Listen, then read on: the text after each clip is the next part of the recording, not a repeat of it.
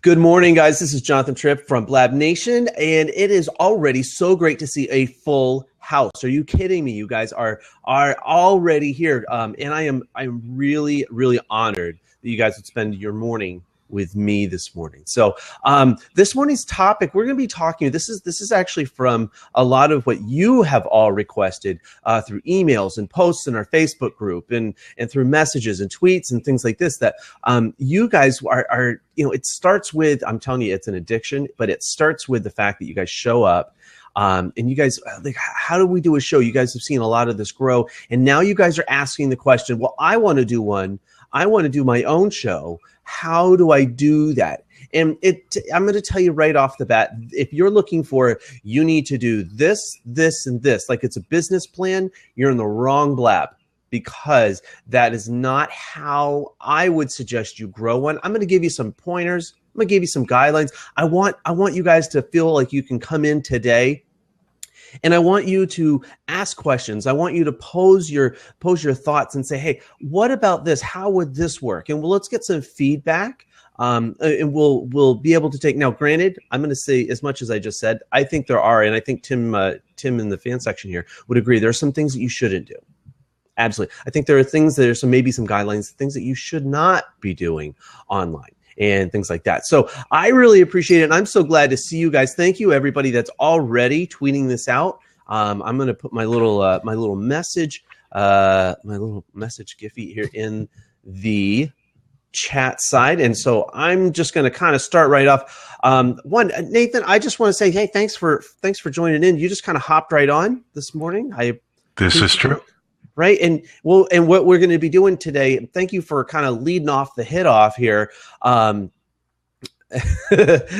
says, that's my Giphy. That's really funny. I'm going to let you do some of the hit off, as far as like, doing the show or talking about this, ask some questions, and we will get some people coming through here, and we're just going to rotate. I don't know how many times or how many people want to hop in today, but I'm going to try to do my best to leave a seat open. As much as I just put that up there. The other one I want to make sure you guys are doing, you guys know how to ask a question. It is /Q, and that really is important for you guys, okay?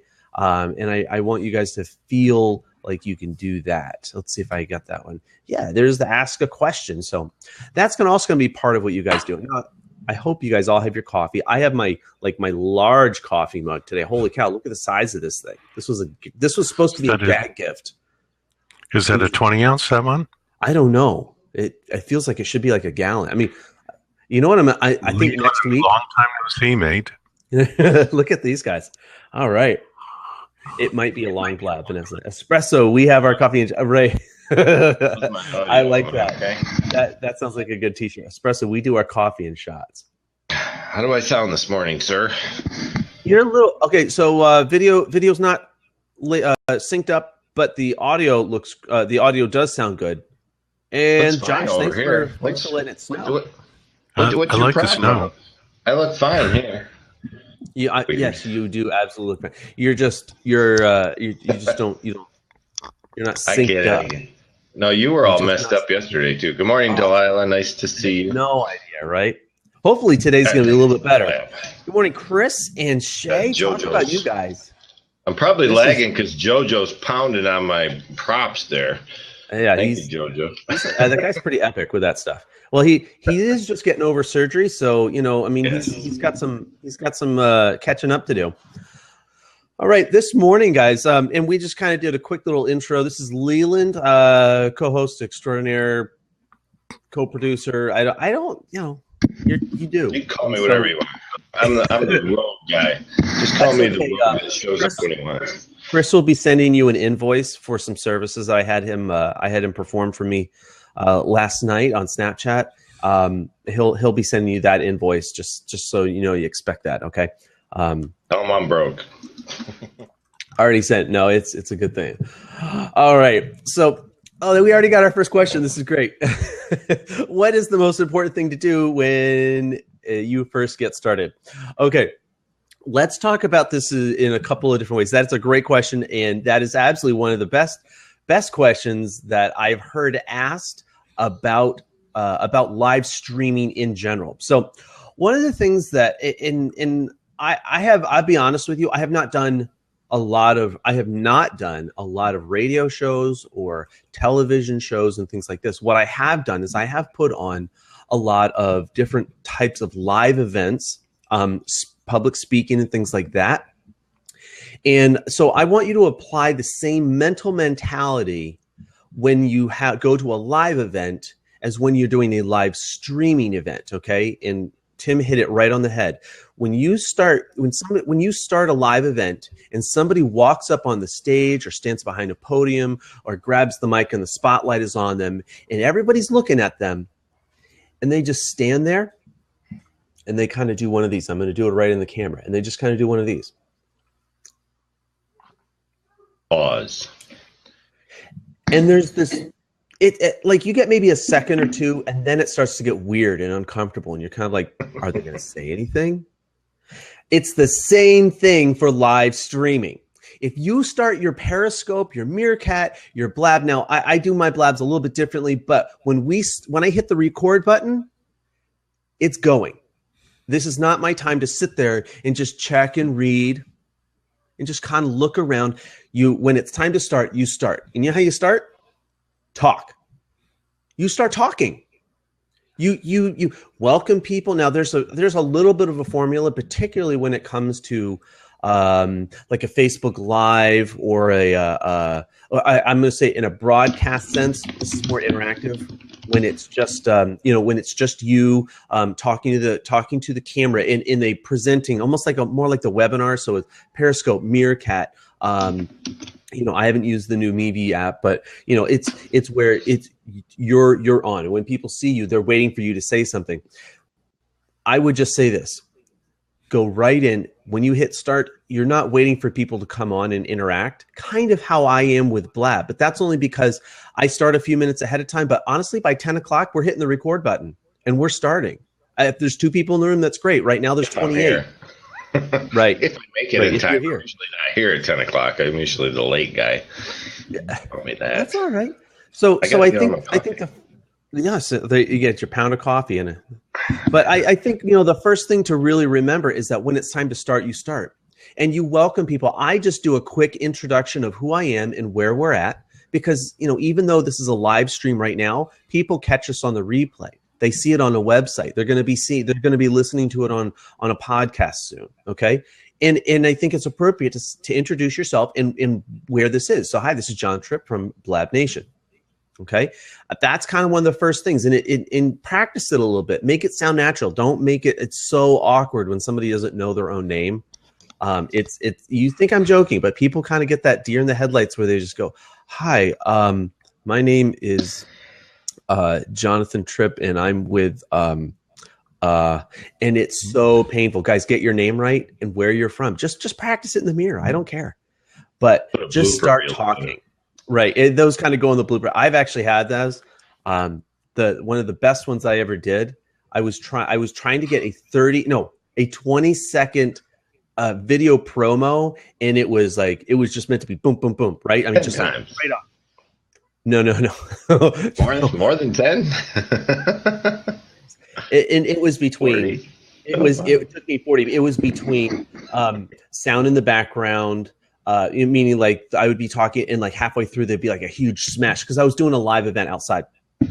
Yeah, the lighting was like behind me in the shadows, or like it was just like one thing or another. And I think the first probably 5 or 10, I could not get my name and where I was out legibly. Audibly, clearly. So, guys, it does happen. So, but just practice it. Kind of get in the groove of it. Intro yourself. Welcome the people coming, even if they're not there. Welcome them in. It's so basic. And if you don't know this, this is the time to learn it. Don't wait till after your first show if you can help it. If you already done one, just start improving for your next show, right? It's not meant to be super stressful. It's actually, you practice it so that it becomes more natural and those kinds of things. So those are just kind of like the intros. If you're, I don't know about you, but I know that when I do a Periscope broadcast, I'll intro myself. Thank you, those people that are watching now. And then right away I said, and for those of you catching us on the replay, thank you for listening. That to me is a really important part because you're already connecting with the audience that's going to be there. And that, I think, in live streaming world, that's a really kind of important aspect to it, of doing something that's notable, that's memorable, and that helps. Okay, so that's with like a live stream.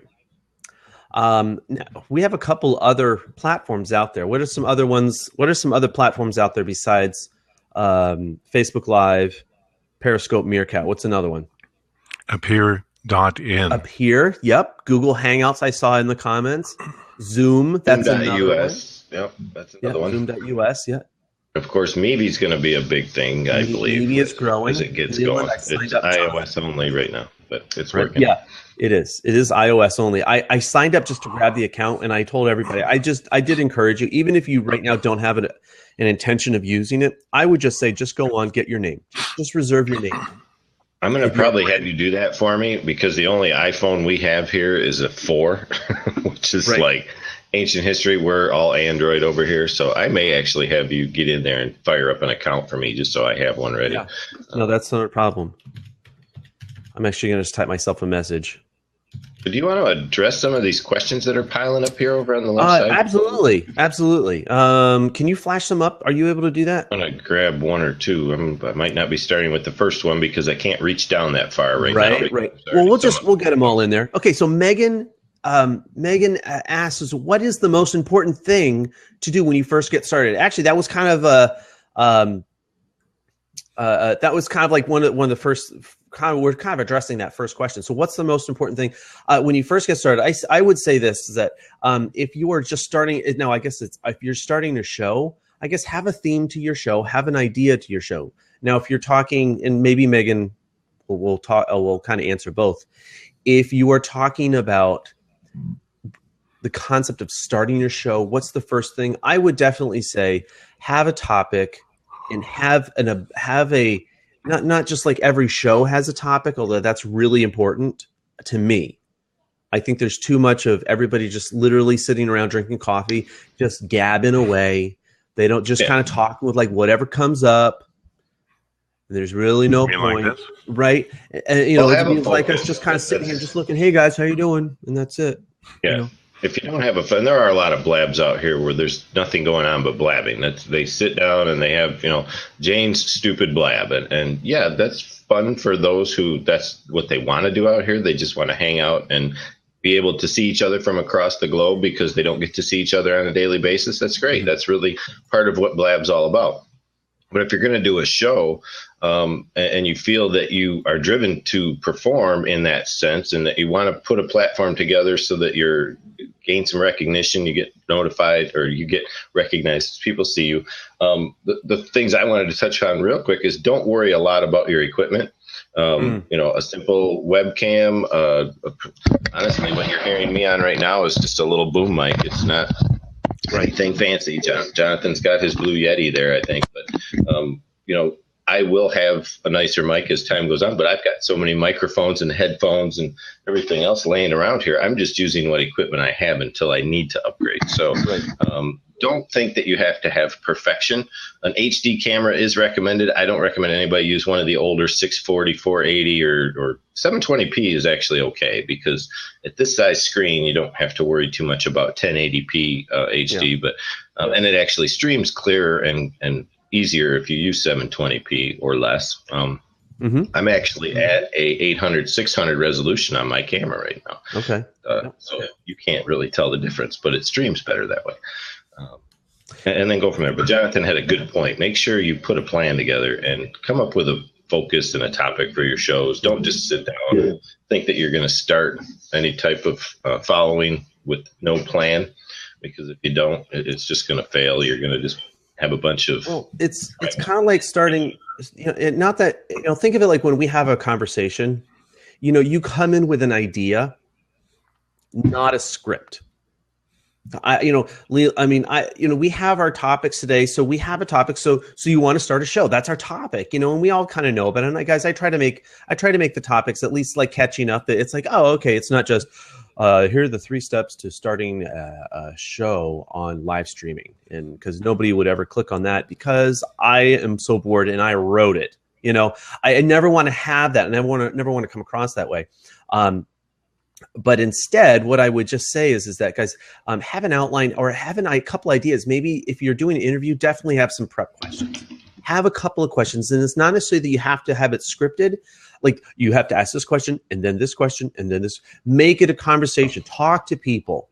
And the more fluid, the easier it is, the more natural sounding it is, the more people are going to want to be a part of that conversation. Nobody likes to talk to like those automated phone scripts that say, hi, this is so-and-so. Thank you for joining us today. Please click 1 if you want to be here too. Click 2 if you don't. Nobody has those kind of conversations. So don't do it on live streaming. Why would you expect it to be any different on live stream? So that's my first response to that.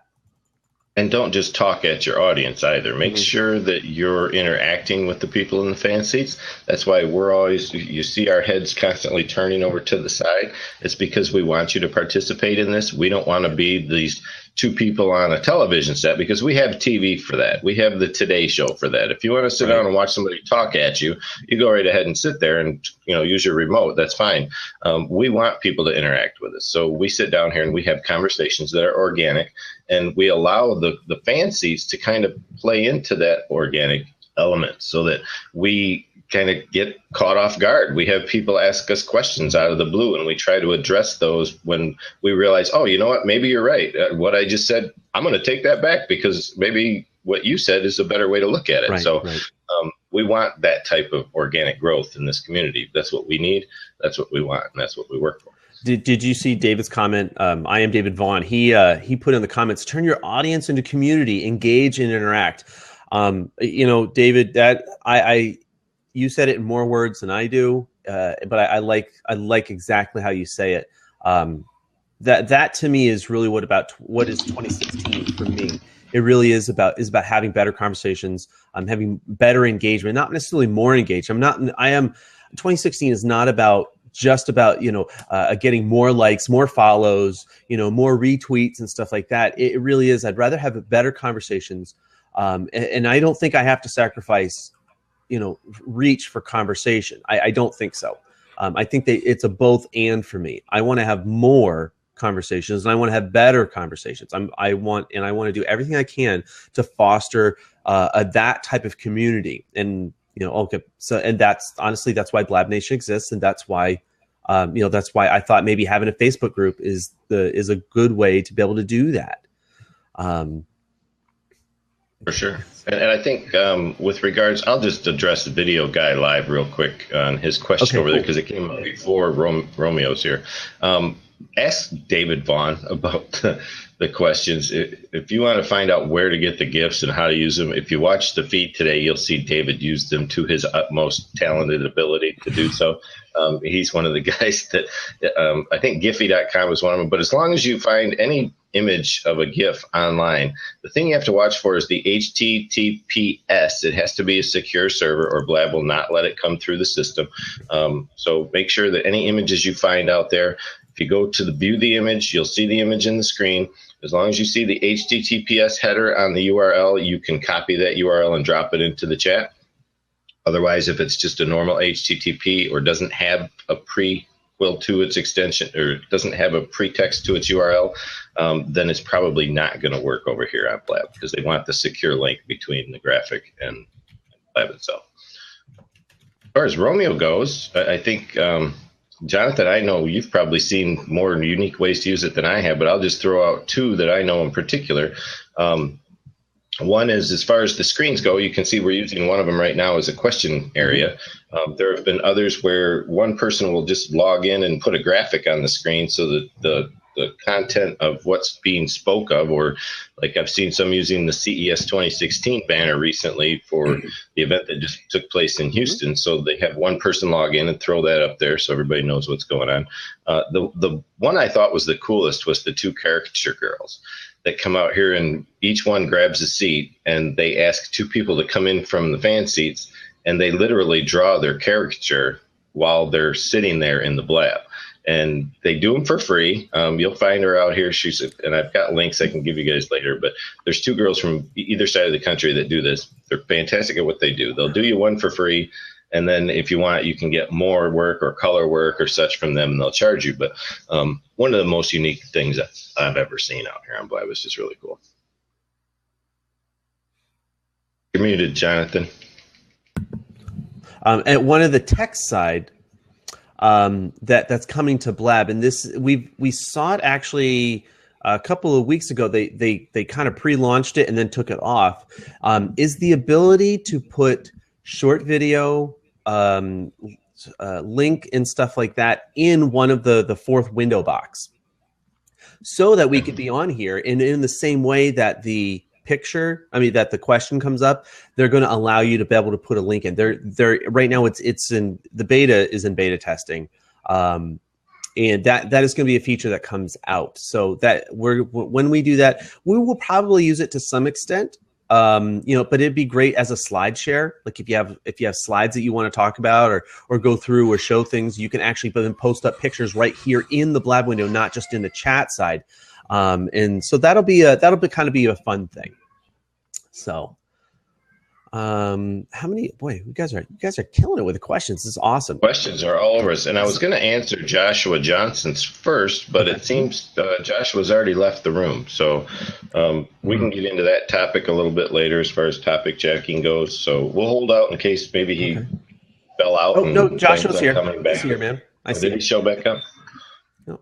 Okay, right, so I know Leland, what I'd like to do is answer a couple questions, and then I'd like just to kind of talk with Nathan for a little bit, and then I want to rotate through some seats and get some people that or maybe have some questions if they want to come on live on the recording, because I still do want to keep this to about an hour of kind of really succinct time for our podcast, and then start to go from there. So that's just a thought. So. Let's answer this question, then we'll talk with Nathan and we'll go from there. All right. So, which one did you want to take? You want to take Joshua's first, because that one actually came in before Phoenix, but we can. Tell you what, bring up Joshua's just real quick. Okay. And then we'll do Phoenix, because I've seen tons of Joshua writes. I'll get Phoenix's back. Go ahead. So I see I've seen tons of shows get topic jacked. How do you rein it back in? One, you can be pretty brutal and blunt. Hey, that's not what we're talking about. Let's bring it back on topic. There are some people that are like that. Like that has nothing to do with what we're doing. If you want to, go find another Blab. I've heard people say it like that. I've heard other people, they bring it up and as a, okay, well, that's interesting. Hey, that would be a great future Blab. That you can do that. You can be gentle. If you're just trying to prevent them, just be real honest. I mean, I know some people are just able just to, they hear it. Oh, okay. Well, hey, that's a really great point, but we're going to be talking about this today instead. And they just bring it back. And you need to find that flavor of how you speak and how you talk, and also how your audience receives you. That's another really pretty crucial part. Of I think having a successful Blab and having a successful show. It really is just about connecting with your audience and things like that. And I don't mean go overboard and be somebody that you're not, trying to collect an audience. That's not going to work. In the long run, it really won't. But I think being very, very genuine in how you speak, being very natural in how you speak. Notice, David, I did not use the word authentic there. That's not what I was talking about. It's just being, probably the best word is just being natural about how you speak to things. So that's how I'd answer that question. And there is something I can express, Jonathan, if you watched the replay that I pointed you to last night, and Nathan, you and I both know that we ran into that situation last night. And it was probably a little bit brass on my part, but we experienced an opening up of an individual last night who was very emotional, and Nathan had arrived at the room in a point in time that he wasn't aware of the topic of discussion, and he felt that he was doing what any blabber would do, and that's sit down and discuss what was being discussed at the moment. And what he realized in a rather reluctantly, I have to say, unorthodox way, and Nathan, I know we've discussed this. I apologize for ever letting you or letting you know that I meant no disrespect when I tried to redirect the topic of the discussion. But Nathan and I were part of that conflict that had to go down. And I basically had to ask Nathan to sit out for a second and let this discussion continue on where it was at. So the best thing I can advise everyone is keep your cool. You know, if there was no discussion in the topic and there was no rules, make sure you don't get angry with somebody for going off topic, because it's not their fault necessarily. And if they came in late, they certainly wouldn't understand.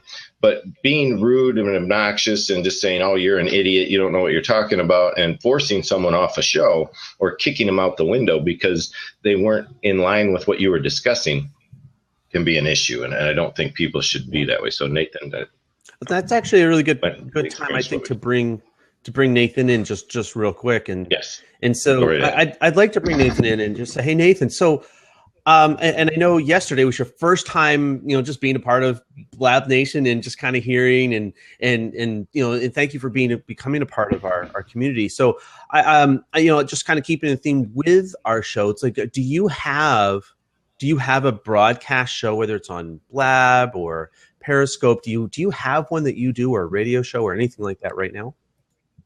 Yes, I do. I've been running a show on Google Hangouts, and I just scheduled one this morning for this coming Sunday at 3:00. Nice. And so, yeah, I mean, it came out of posting in a Facebook group, and I posted something. I can't remember what it was, and I had a whole bunch of people asking me questions, and I said, rather than answer it, every single one of you, I'm going to do a Google Hangout.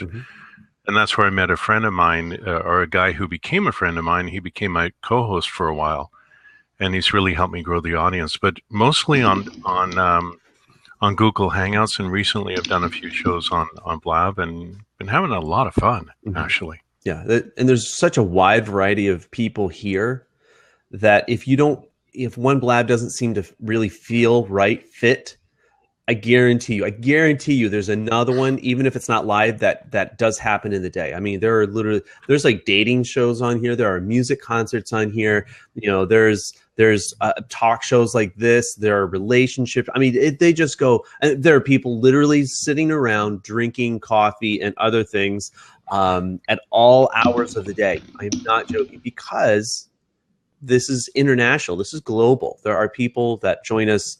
You can check on the map right now. Do we have any? Yesterday we had South America, but we've got European. Do I have any? We don't have any Australians right now because it's like 2 a.m. for them. But the whole point really is that we do get a wide variety of people. So there's always something happening, always something going on, and that's a really key aspect with doing your show.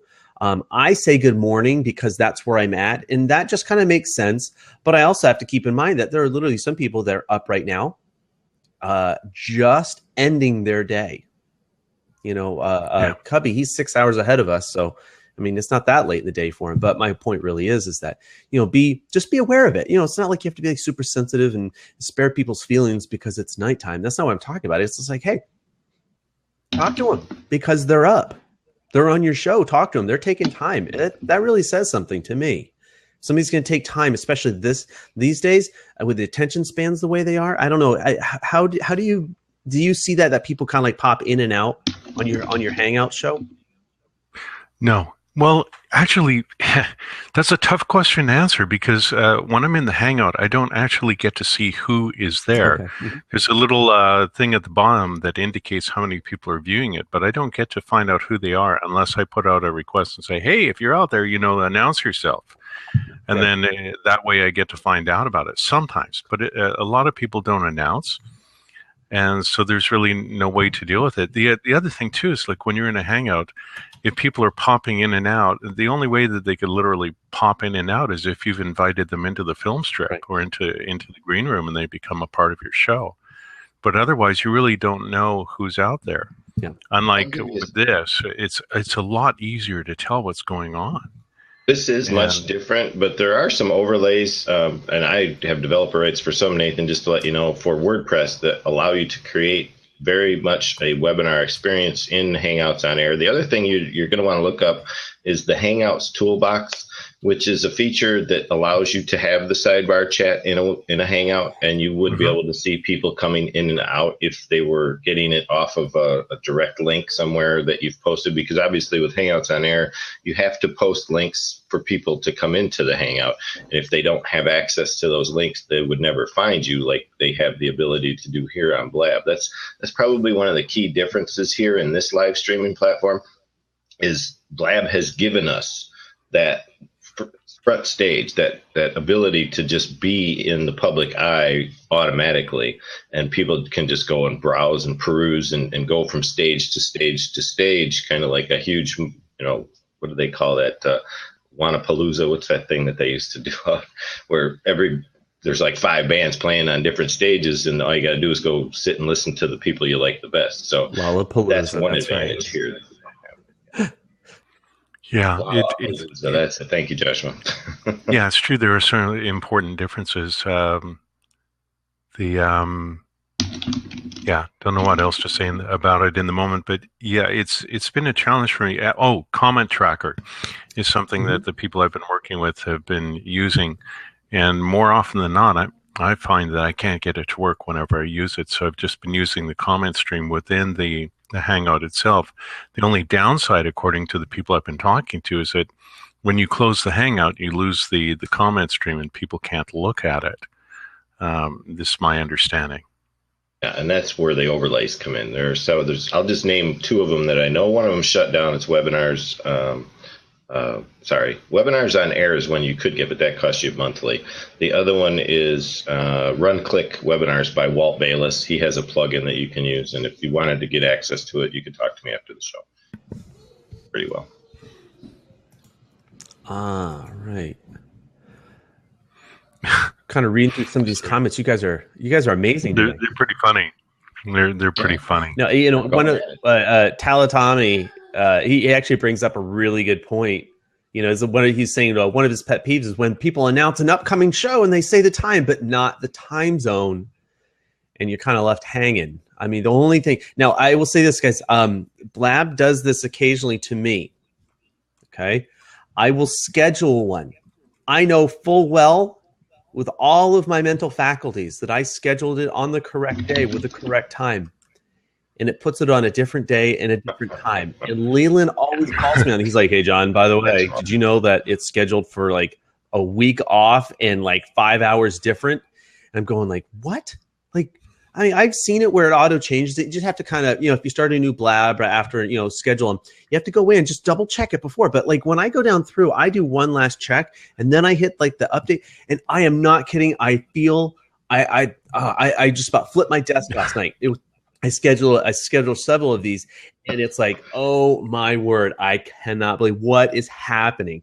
So just bear with me. I was throwing him screenshots going, "Hey, Jonathan, they're all on the same day and they're all at 3:00. How are we going to do all these Blabs at once? This is not going to happen." Well, we have multiple cameras. It's I think the scientific term is shit happens, right? Exactly. And it seems to have to propagate. It's like it saves what you set for the last Blab, and it grasps onto that data somehow, and it keeps holding on to it. And then if you let it go for like 10 or 15 minutes, they start to automatically change the dates and the times to the correct setting that you put them at. So be patient. Like David mentioned earlier, just relax and let it happen. It should come into full focus at some point.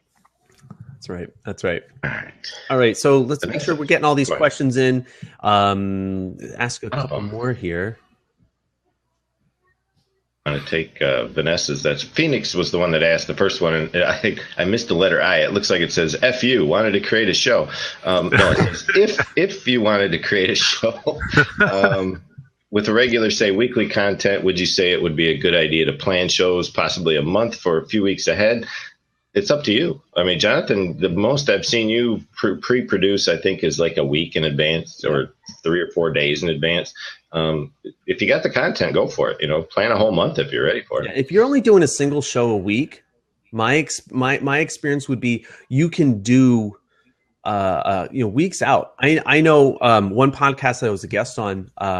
It was 6 weeks out. It was 6 weeks out, and we recorded it live. so we recorded it live, and it wasn't, you know, she talked to me about 6 weeks earlier, and you know, so we had time to prep and just kind of asked me some questions and making sure that the stuff works. And you know, she's like, okay, so hop on the podcast like the week ahead of time, and just to make sure that, you know, you see how things are going. And you know, she's very professional and just, you know, very, very easygoing, things like that. But I will say that, I mean, if you have the content, do it. And we are, by the way, Leland, this is a public confession, we are getting the rosters filled back up again with the holidays. I was a little lax in prepping. No, but I do want to start getting these set up so that we know that, you know, that they're coming, because oftentimes I think, you know, it's important that we have, you know, that we have the guests prepped. We give them time to prep and come on. And not that, I mean, you know, not that we, you know, run our guests through the gauntlet here, but as much as just kind of saying, you know, hey, you know, you want to know so-and-so guest, he's going to be on this Friday or next Thursday. I mean, we do have a bunch of different kind of guests coming on. And I just say, if you can do the planning and afford the time to plan, then do it.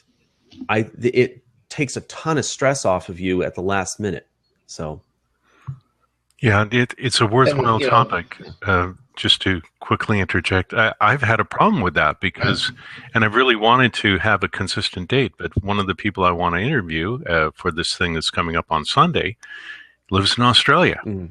And for the time that I had picked, which was 10 o'clock in the morning, for me, it's 5 a.m. in the morning for him. So that's a no-go. So I had to change my time.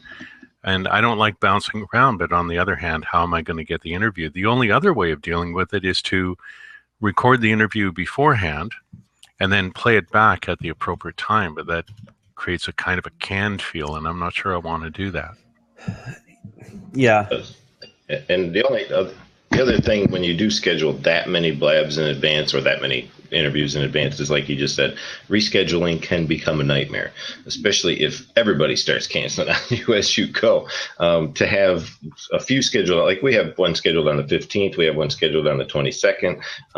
If they reschedule, that's okay. But if we had a whole week out and then everybody that week rescheduled, it can get messy. So keep that in mind. For sure. And that is kind of some of the dangers of having guests, because, you know, the more people you involve, the more chances are something is going to go wrong. You know, whether it's weather or, you know, internet's down, a computer's broken, they get sick. You know, I mean, just it gets more complicated.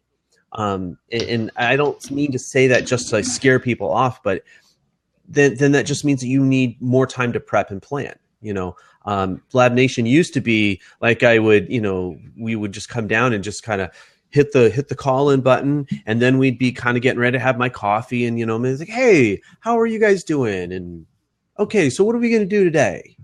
You know, we kind of had a little bit of that feel. Now, maybe we had a topic, but as we've kind of progressed now, you know, we have Facebook group, we send out the tweets,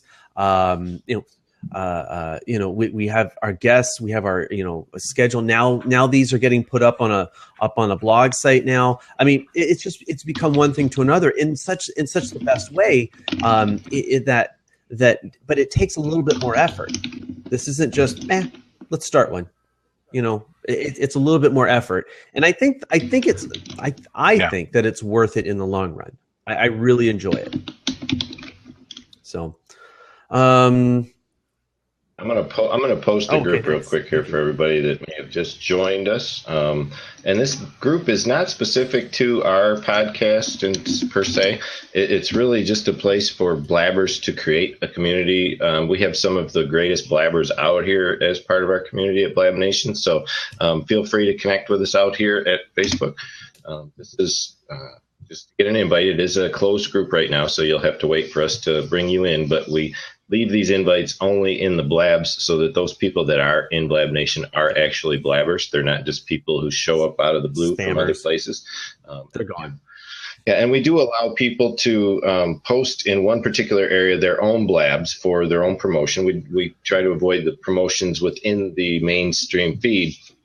And we will ask you to move them if they show up there. But we do have a post for the members to post those that are coming up, the upcoming events. So feel free to go get an invite. Yeah. Answer Phoenix's well, just question. so you know, Josh, I do run 2 screens. And it just makes it so much easier. So just mentally, to the point now, Leland, I can't. It's very difficult now for me to do single screen and get my stuff done. Oh, if I had to lose a monitor right now, I'd lose my mind. You remember that one week where I had my computer was broken and I was stuck on a laptop? I say stuck on a mobile laptop. Oh yeah. Sure. Hey, one of our favorite viewers, Vanessa, has a question. Hi, Vanessa. Yeah. Surviving Mayhem says, "What do you do if the show you want to do is already being done on Blab? Do it anyway." What does that mean? It means that somebody else usually covers the topic on a daily basis. So what? You might be better at it than Cubby, they are. that is so awesome. Do it better. There you go. Good answer, Cubby. Peter Chuck says it that way. Yeah, just bring value. Guys. I mean, hear me when I say this. Bring value. Bring something of value to what you're doing. Don't just copy. Don't just kind of show up. Show up to be better and be great. Do it the best that you possibly can. And if you're not the best, then just figure out a way to do it. I mean, I don't mean, it's not complicated in that the idea is just do the best that you absolutely can and kill it and come out. And I'm telling you, you learn how to do it. It becomes a part of the way that you think and the way that you progress and move forward and it changes you so that you don't want to do anything but your best every time. The way you promote it is going to be a big deal too. You may find that the people who are out here covering the topic you want to talk about aren't doing a very good job of promoting their Blab. Even though they have a following, it might just be their Facebook followers or it might just be their Twitter followers. If you get out there and hit every social channel that you have and start producing a Blab and broadcasting your presence out there and make it your life, make it part of who you are. If you're like, for Jonathan and I, we've kind of become Blab Nation. So, we hashtag Blab Nation everywhere we go. And we consider ourselves host and co-host in most cases when we're discussing who we are on social. So that's the part that you'll see starts to really flourish. So once you get out there and start producing, make sure you promote. And that's the key. Make sure you promote. Yeah, I agree with that actually, because with my particular Hangout, Google Hangout, the last one I did is one thing I did differently, which I hadn't done before, is I'm a part of a whole bunch of communities on Google. So I put a posting about that, and I wound up with so many +1s, about 10 +1s as a result of doing that. My engagement went right up. And it made for a really, really decent hangout. I had the best audience I'd ever had at that point. So I very much agree with what Leland and Jonathan have to say about it. David, you're talking. Right. No, I was saying I was catching up on the Twitter comments today. Man, you guys are doing awesome. Yes, we're getting bombarded today. All right, we got another one coming up. David's got a question. I can't seem to get rid of hers for some reason. Can you reach that one, Jonathan? Vanessa's. Yeah, I will. And by the way, thank you, Hannah, for sending this out. I appreciate that. There it goes. All right, here's David's. All right, let's see if we can all read it here. Okay, thank you. So let me try. I'm trying to read this as I'm doing this. It says, so not sure if you hit on this point, but one thing to do is to have a co-host for the show. Not that person has to be on video as well. And I will be able to. So that's a really good point, David, just right there. And I'll read the rest of the question. There are a couple of ways to have a co-host, and we'll talk about that. It's a really good point. But so that in case something happens to you, you can't get back in or whatever. I'm still here. What is that? I'm still here. Really I'm not on video, but I'm still here. And here's my experience with this, right? When I first started out, it was literally just me because I didn't know anybody. But I didn't let that stop. That didn't stop me from getting on, right? So, but what ended up happening is that just through the evolution of it, and Leland just started coming on, and it was just like, great, okay. He's like, hey, I'd be willing. Can I help you out? I'd be more than willing to do it. And I was like, great. And over the time, the friendship, just developed to the point where it's like now, I think of him as co-host. I don't think of like, oh well, I guess Leland's going to show up today. Maybe we'll see. No, I see him as a co-host. And he's able to help me. Now, he does it on screen. Okay. Now I'm going to Startup Con Live, which was an event we put on here in December. I was effectively a co-host, but I was always off screen. We just called it a different thing. But basically, I'm filling that function of a co-host, and I was off screen. I managed the comments. All right. I made sure I kind of check people out if they're starting to, I would just make sure that we didn't have a troll lurking in the, in the shadows, as it were.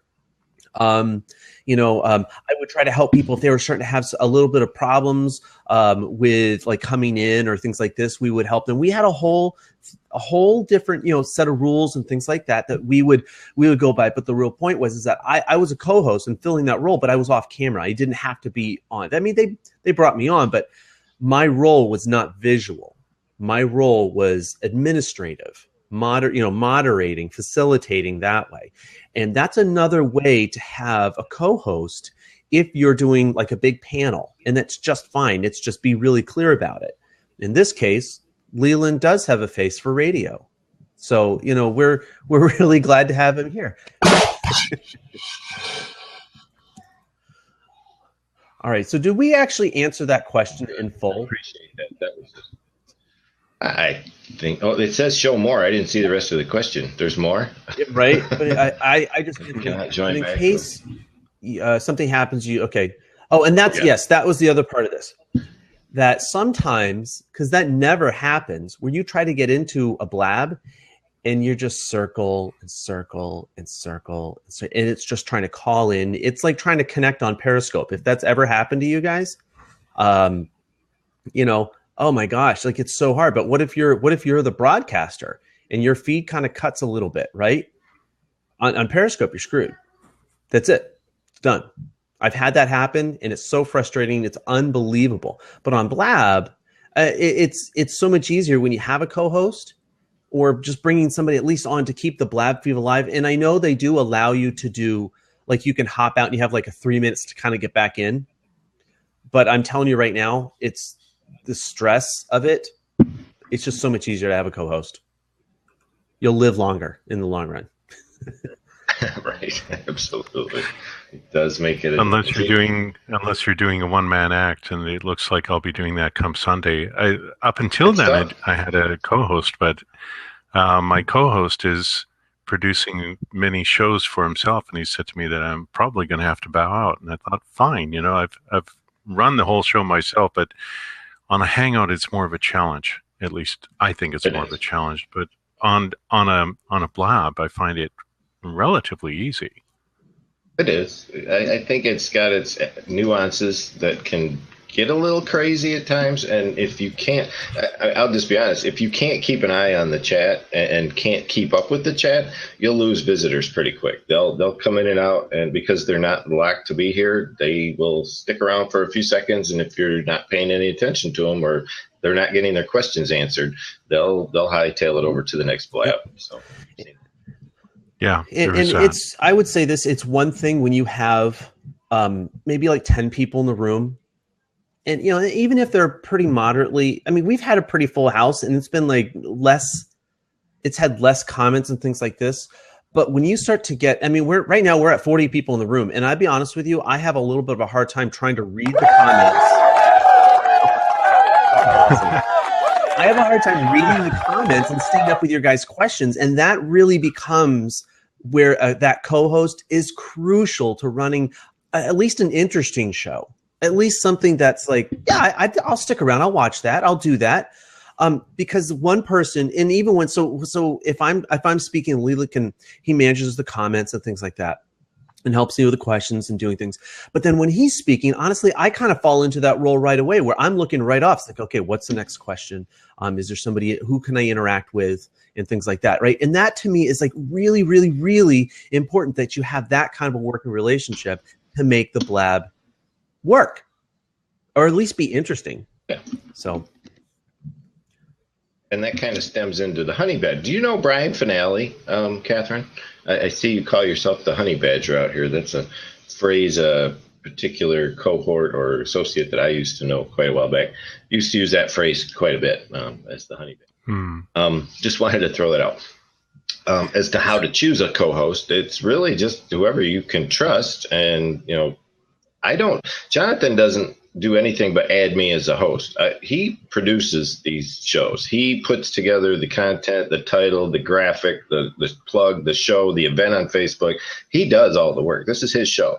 I'm just here to kind of, like we said, cover the backside and the bases and make sure I've got his back, so that if he does get caught up or there's trolls coming through and things like that, that I'm there to take care and take charge, whether he sees what's going on or not. And that's really where you do want to have somebody that you can trust, like, and, get along with. Obviously, you don't want a co-host you can't get along with. Though I have seen some pretty interesting host-co-host combinations in the past. So you can play off each other well enough and you get along. I think you'll find that makes it really does. Co-host. It does make a big difference. I'm reposting a question, and it was.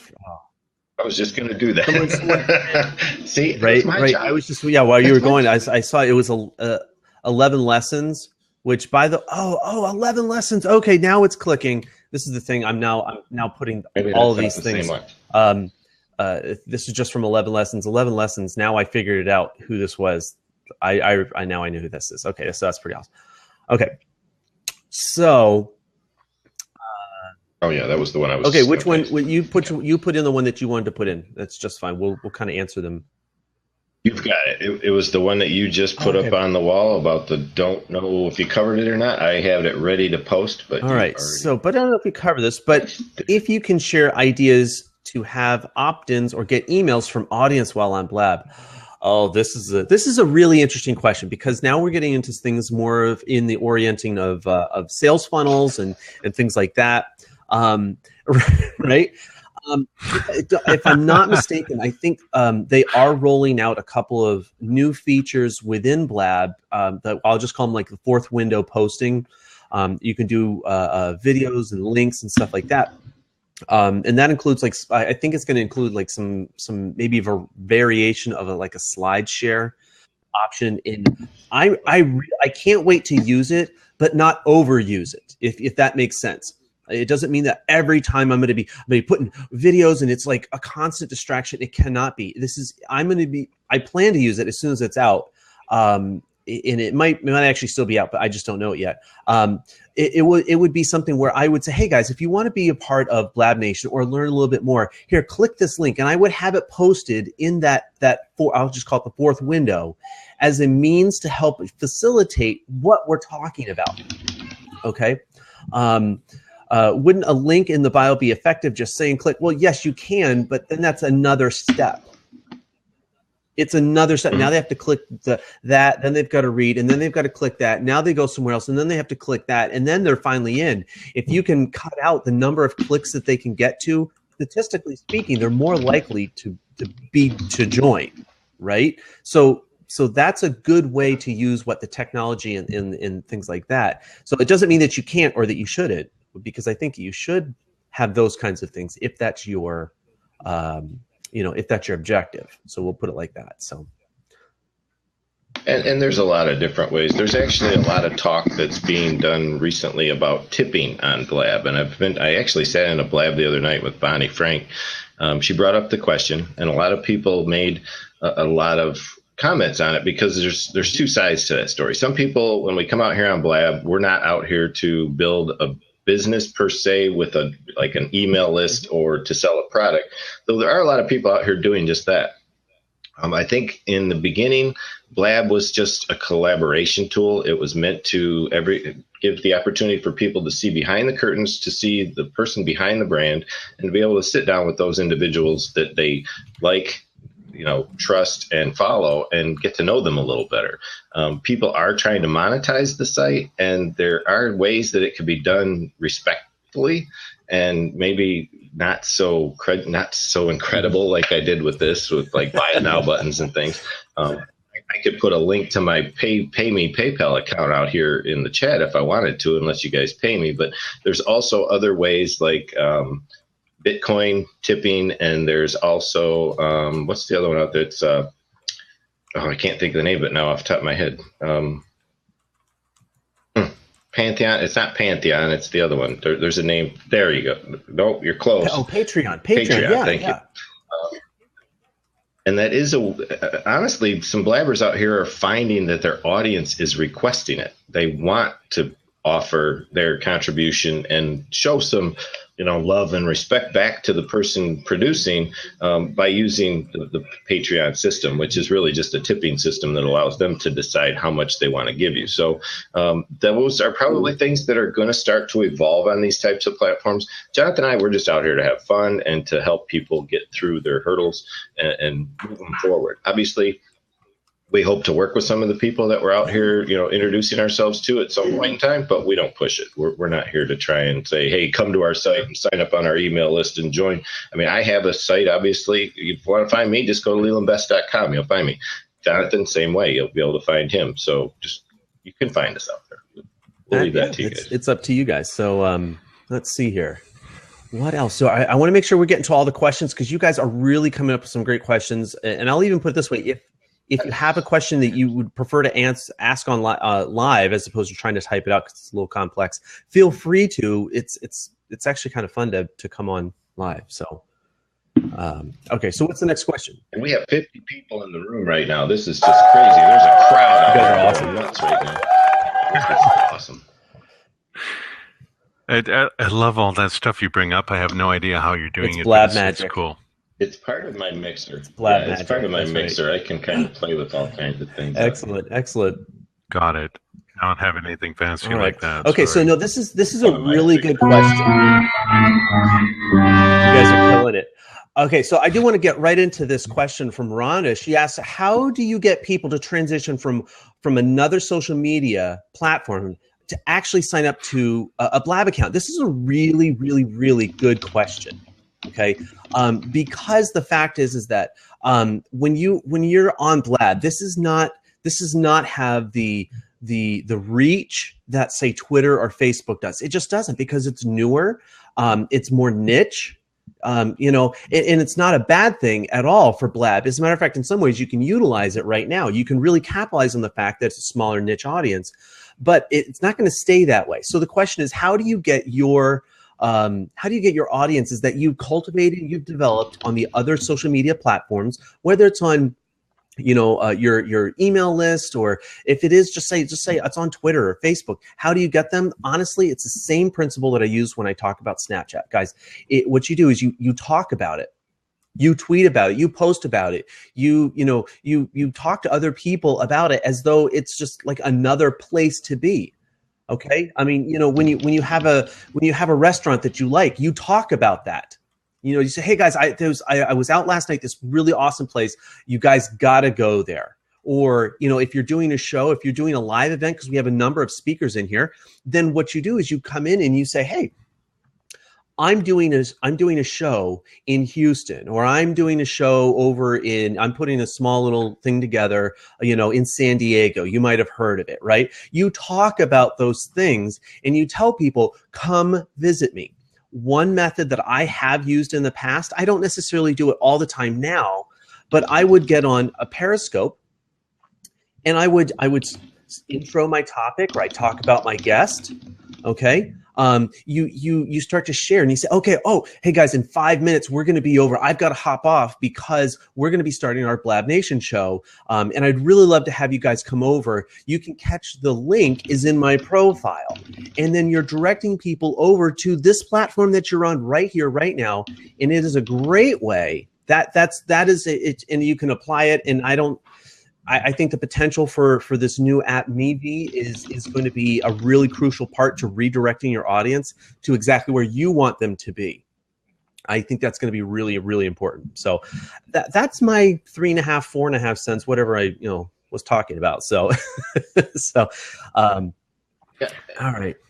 Well, I think too that, Rhonda, when it comes to getting people to set up Blab accounts, just get them over to Twitter first, and even if they don't want a Twitter account, in order to get on Blab, they're going to ask you to start a Twitter account, but that's just to make the connection. So it's really a matter of, because it's so easy to get them in here with the link to a Blab, just send them to a really good Blab. Find one that's being done. Look for a Robert Stern show or a Vicky Fitch show or an Anthony's show or any. There are a lot of blabbers out here. Look for Brian Fanzo. You can get him onto one of his shows, and they'll see the value that's being presented out here by some of the biggest social influencers in the country. And that way they'll get a feel for it, and they can jump into a Blab real quick. You'll already have them tagged in a Twitter account and in a Blab account. And then one thing to do is have them start following folks at the top. If you pick on that number next to the eyeball up there, you can have instant access to all the profiles that are in that stream across the top of the window here. You'll be able to show them how quickly they can start to build up some followers and make friends out here on Twitter. So that helps. Yeah, I'd like to address the friends bit on at least on Blab, and certainly what's been going on. I had mentioned earlier when we were talking about the co-host that the guy who's been with me, it looks like he's leaving to run his own shows and so on. And while we were on the Blab here, somebody sent me a direct message on Twitter and said, "Hey man, I'll be happy to be your co-host anytime you like." And it was such a nice surprise. This is a guy that I met doing the Blabs where I was actually running them, and we became friends as a result of that. So it was a very nice surprise. And it's a really great example of what happens when you get onto these Blabs and you just start talking and you start interacting with people and you help people. All of a sudden, people can appear out of nowhere like it did this morning, and all of a sudden, hey, wow, problem solved. Right, absolutely. All right, I'm going to ask a quick question, Derek, before I let you in the seat, because in your profile, the first thing you say is you were banned, now I'm back.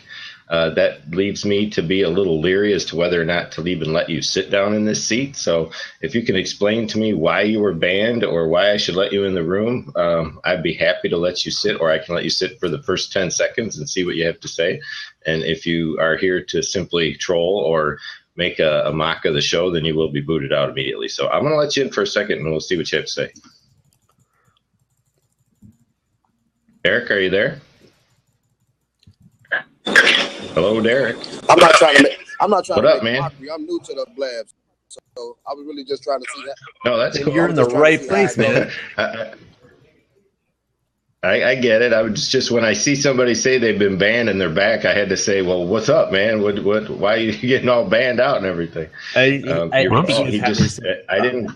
kick him. I think he had a reception drop there. I was trying to give him some props, but okay. So that's a really kind of a good point here, and I think I know we're coming up to about an hour here ish, give or take a couple of minutes. One of the things I do want to say, and we'll bring in Tim. Is that guys, the resources to be able to start a show are really they're very broad, they're very deep, and some of them are very specialized. And I would say if you're really interested in starting a show, my suggestion would be think about a topic, okay, pick a time to do it, and don't overanalyze it, but go and do one. Start a show. Just do one, even if it's like for 10 minutes, 15 minutes, you'll start to develop the chops to do it. And you'll start to decide, like a lot of people feel that way on using different platforms. I'm going to name one, Periscope. Some people started it and said, it's just not for me. I'm not going to do that. But they started it. They actually went out and they tried to make one happen. And they realized that Periscope wasn't. And so they found another medium, another platform to do it. And that became what was that foundational step to get them going. So what I do want to do here is just say, guys, I want to point you guys, if you guys want to continue the conversation also, or just ask some different questions, join our Facebook group. Post your questions in. It's a great way to interact with a bunch of other like-minded people that are just kind of going like, guys, what about this? And I will post another link in the group where we talk about, and I want you guys to be able to promote your own Blab or your own show in that. So I'll post a graphic and then we can all post them in there. All right. But I do want to just, at least for podcast posterity's sake, we'll just kind of pause the recording here. If you just want to give me a second or here, I just want to do this. Sorry, Tim, you're not on the show this time. No, it was just a minute or two. All right. No, but I'm going to leave a recording because I do cut them out. Yes, he does. When I do it. So I appreciate it. No, we can just kind of keep on going here. So Tim, thanks for joining us here this morning. Yeah, you had a very good topic today, Jonathan. Yeah, sorry, I haven't worked on stuff. I couldn't come in earlier, but you you gave so many good points on this, and so many people, like I typed in the beginning, you know what I mean? You guys got to just get started. But to use this platform, to get started with a show, to build this kind of popularity like Jonathan has, and I know many other people out there who've done it. We came here, a lot of us came here, we didn't have a following. People think we were all famous and stuff, and we didn't. We came here, and this was the tool that built us up. Was some of the very things that were mentioned here today.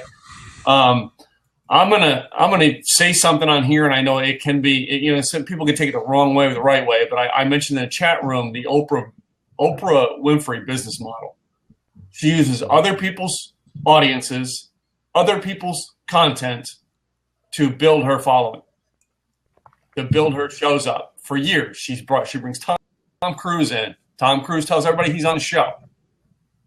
Great. Now she brings Barack Obama on. Barack Obama tells all his people he's on the show. And I mean, she built her audience by piece, bringing in other people's shows. You got to make friends with the influencers on here. My shows spread up real quick because of who I made connections with. Not the first time I've done that. I mean, I do that. That's how I built my radio show up. Is when I first got on radio. I got on other people's radios who had a larger audience, and I brought them on mine. What are they going to do? They're going to tell all their friends, I'm on the Tim Gillette radio show. I mean, that's what you do. I went in and built relationships long before I you know what I mean, tried to do my own show. I was in, you know what I mean, I waited till the topic was relevant to me, and I got into the conversation. I came in to add value. The neatest thing that I loved was I jumped onto one for a matter of minutes because I thought this was an interesting topic. They were talking about book writing or your story in book writing or something like that. And I mean, I haven't seen the girl since that week month she did the series. But in a matter of seconds, she's like, we got to start the recording. You got a great story. And I'm like, I don't think my story's all that great. I lived it. I agree. However, I mean, I didn't live Jonathan's story. So when I listened to it, I'm like, oh, that's interesting. We all think somebody else's story is interesting. You've got to go in and talk to people, get into their blabs, because everybody's going to find your story more interesting than their own. Right. That's the point I wanted to make on that. And connect to the people who have a larger audience. I mean, I know Jenny's in the room. I knew who Jenny was before I got on Blab because a friend of mine was a friend of hers. That's how I figured out who Jenny was. And I said, oh, that's Coach Jenny. She's going to wonder who it is. Jenny? Or as I called her, I said Coach Jeannie. When I first, because I didn't know her. Jeannie, yeah. This is a really good point. It's like, you know, Tim, we're all kind of getting to know each other in this. And I was like, I started listening to a lot more people on Blab when I first joined but then I listened to more people than I hosted or broadcast. I was listening, you know, I would hop on yours. I'd hop on Jenny's, and I would find different people throughout the day to try to, like, how are people using this platform? What are they talking about? How are they talking about it? Is this the same as radio or as television? Is this different? Is this Periscope on steroids? What is this? You know, I didn't know. And by going out there, I kind of got a flavor and a feel for how people are doing it. And then you just make it your own. You tweak it. You come out and you start doing your shows. And then, you know, 121 days later, you're here. Yeah. You know, and suddenly you got 40 people in the room or whatever it is now, right? Oh, for sure. And just to throw it out there for folks, you know, like Tim and Jonathan both kind of touched upon, go out and hang out in some of these blabs before you decide to fire one up yourself. Just get in there and ask some questions. Get in there and get to know who the influencers on Blab are so that you understand where everybody's going to see these shows, and get your face out there. Let people see you for who you are. And if you're completely nervous, there is a way to simply turn your camera off and go audio, though I think most people would prefer to see your face. I think when we get out here and we get an audio only, we question sometimes, well, why don't they want us to see them? Everybody's, you know, got their hair messed up and their bathrobes on and things out here on Blab. So it's not a big concern what you look like on camera. We don't care about that out here. I have no makeup on. No, I never do my makeup. Okay. Exactly. Just so you know. I don't never do. Well, you know, there was a question brought up here, and I know we're all four of us are in the window here. What if I'm kind of shy? Does that mean it isn't for me? Can I tell you something, Renee, about your first show? you know, you don't know how many people are going to watch it unless you got a lot of connections. If you're shy, get on and do a couple shows with 1 or 2 people showing up in the room. You know what I mean? Get rid of the shyness. I can tell you, I know some big name motivational speakers who have a tactic when they get on stage to help break their fear of being up there. They hate it. You know, one of the guys, he starts from the back of the room talking because it helps him prepare for the room. I know another speaker, all right, he gets up and he starts, you know what I mean, throwing T-shirts out. And he throws the T-shirts out because the first 30 seconds he's on the stage, he's not talking. People get nervous. We get nervous too sometimes, folks. I was nervous to get on one of these for the first time. My very first pop-on was I downloaded the app on my phone, and the topic that Michael Hyatt was talking about interested me, and the fact that I've been trying to connect with Michael Hyatt for 2.5 years. And Michael Hyatt said, so if anybody wants to jump in the seat and ask a question about this, okay, it's time to, what is the guy from the movie Zombieland? It's time to nut up or shut up. I want to talk to Michael Hyatt. Here's my chance. Yeah. Just go out and do it. And a lot of people, you know, and I'm going to say this, right? And I don't think anybody said it yet. Your first show is going to be awful. Yeah. Your first show is going to be awful. It might be. Show. I have an audience of millions now, guys. 6 people listened to my first radio show in 2012. And I'm going to say this. Gillette is broadcast out to 5 million people now on live radio. So if you don't think that your possibilities exist here, just starting out with 2 people, don't think that it does. Catherine. Yeah, I really like what Tim has to say about getting into these different blabs and helping out and adding value. I mean, that's one of my co-host of my show was saying to me, rather than me starting up a show, at least right away, he said, you know, get out there and hang out in different blabs and help people and do what you can. And so I've been doing that, and I've been meeting some just absolutely awesome people by doing it. This show being an example of that.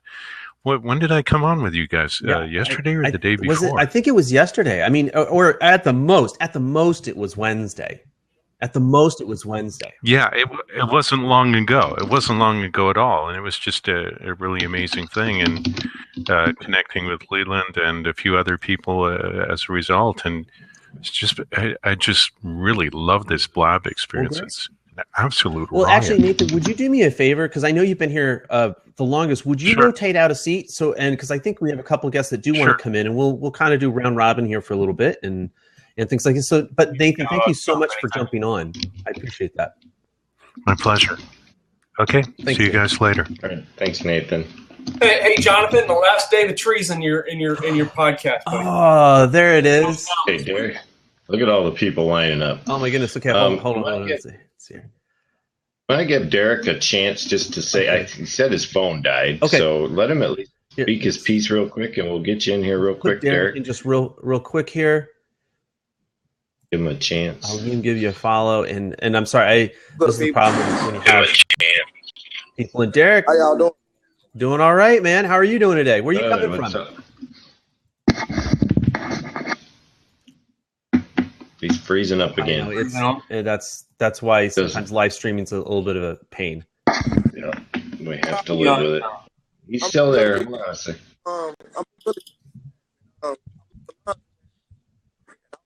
I'm trying to start my blab up, and I got a couple of people following me on Instagram, a couple of people on my Snapchat,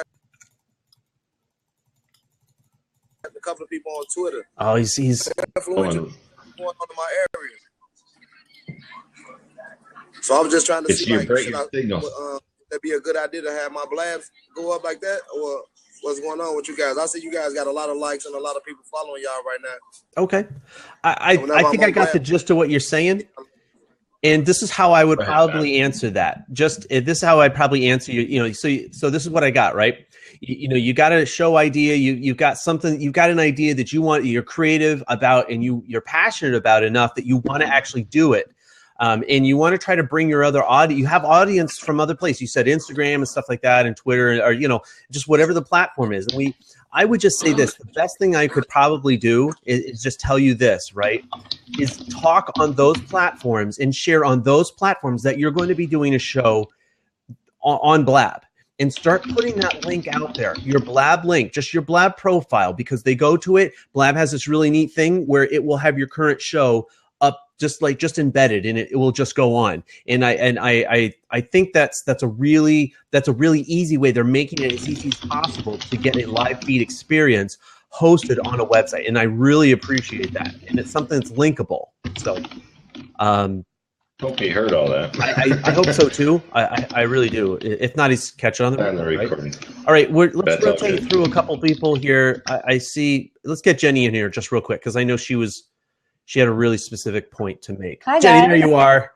Hey, Too many dudes. We had to get a woman in. Yeah, well, just because there's a couple woman questions over there. I thought, I will try to be the woman in the room as best I can. Hey, ladies. So, one of the things that comes up that these guys don't really struggle with is, hair and makeup, and how do we, we have an extra layer. We have hair. Yeah, see, whatever. Less hair. People are all like whooping it up. Ignore them. So I love you guys, by the way. But here's the thing. There's a couple extra layers of self stuff that we have to wade through, and it sucks, and I don't know why it is, and I wish it wasn't. But a lot of us there is, right?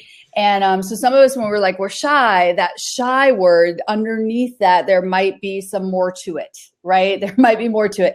And, I didn't fix my hair or anything. I get on these Blabs, and I'm always fixing my hair. Who does this? Ladies, talk to me. Number one in the box, right? You get on these Blabs, and you're like, look at what's going on over here. And you get all it right. Those insecurities are coming up. And these dudes, they don't care. They get on. I've never seen them fix their hair. I think I'm the one exception to caring. Well, I never see you fixing your hair like we do. And we need to just let that go. Get your hair and makeup done so that you can forget about that and focus on what you're saying, focus on the people in the room, focus on the conversation, and let's do our best. And hold me accountable to it too. I mean, if I'm distracted by a hair, because I got some weird hair, people. Sometimes I'll have a hair that's just sticking out there and I'll be distracted by it. I have to fix it because it's distracting me, and then we can move the F on, right? If you have to pick your nose, grab a tissue, just do it. We all have noses. So I just wanted to throw that down. The other thing I wanted to say, Tim brought up a really interesting model of how a lot of people are approaching Blab, and I wanted to throw in a different model. So I am not here on Blab firstly. My primary goal is not to grow my audience. That's my secondary goal. Mm-hmm. My primary goal is to provide FaceTime to my existing audience. So the reason I got on Blab in the first place was to provide more opportunity and access to me with my existing community. And I've been dragging each of them over one human at a time from my Facebook group over to Blab. And so that was my primary, and still is my primary. You'll notice that most of my Blabs are about feeding that community. And then new people come on, and that's a bonus.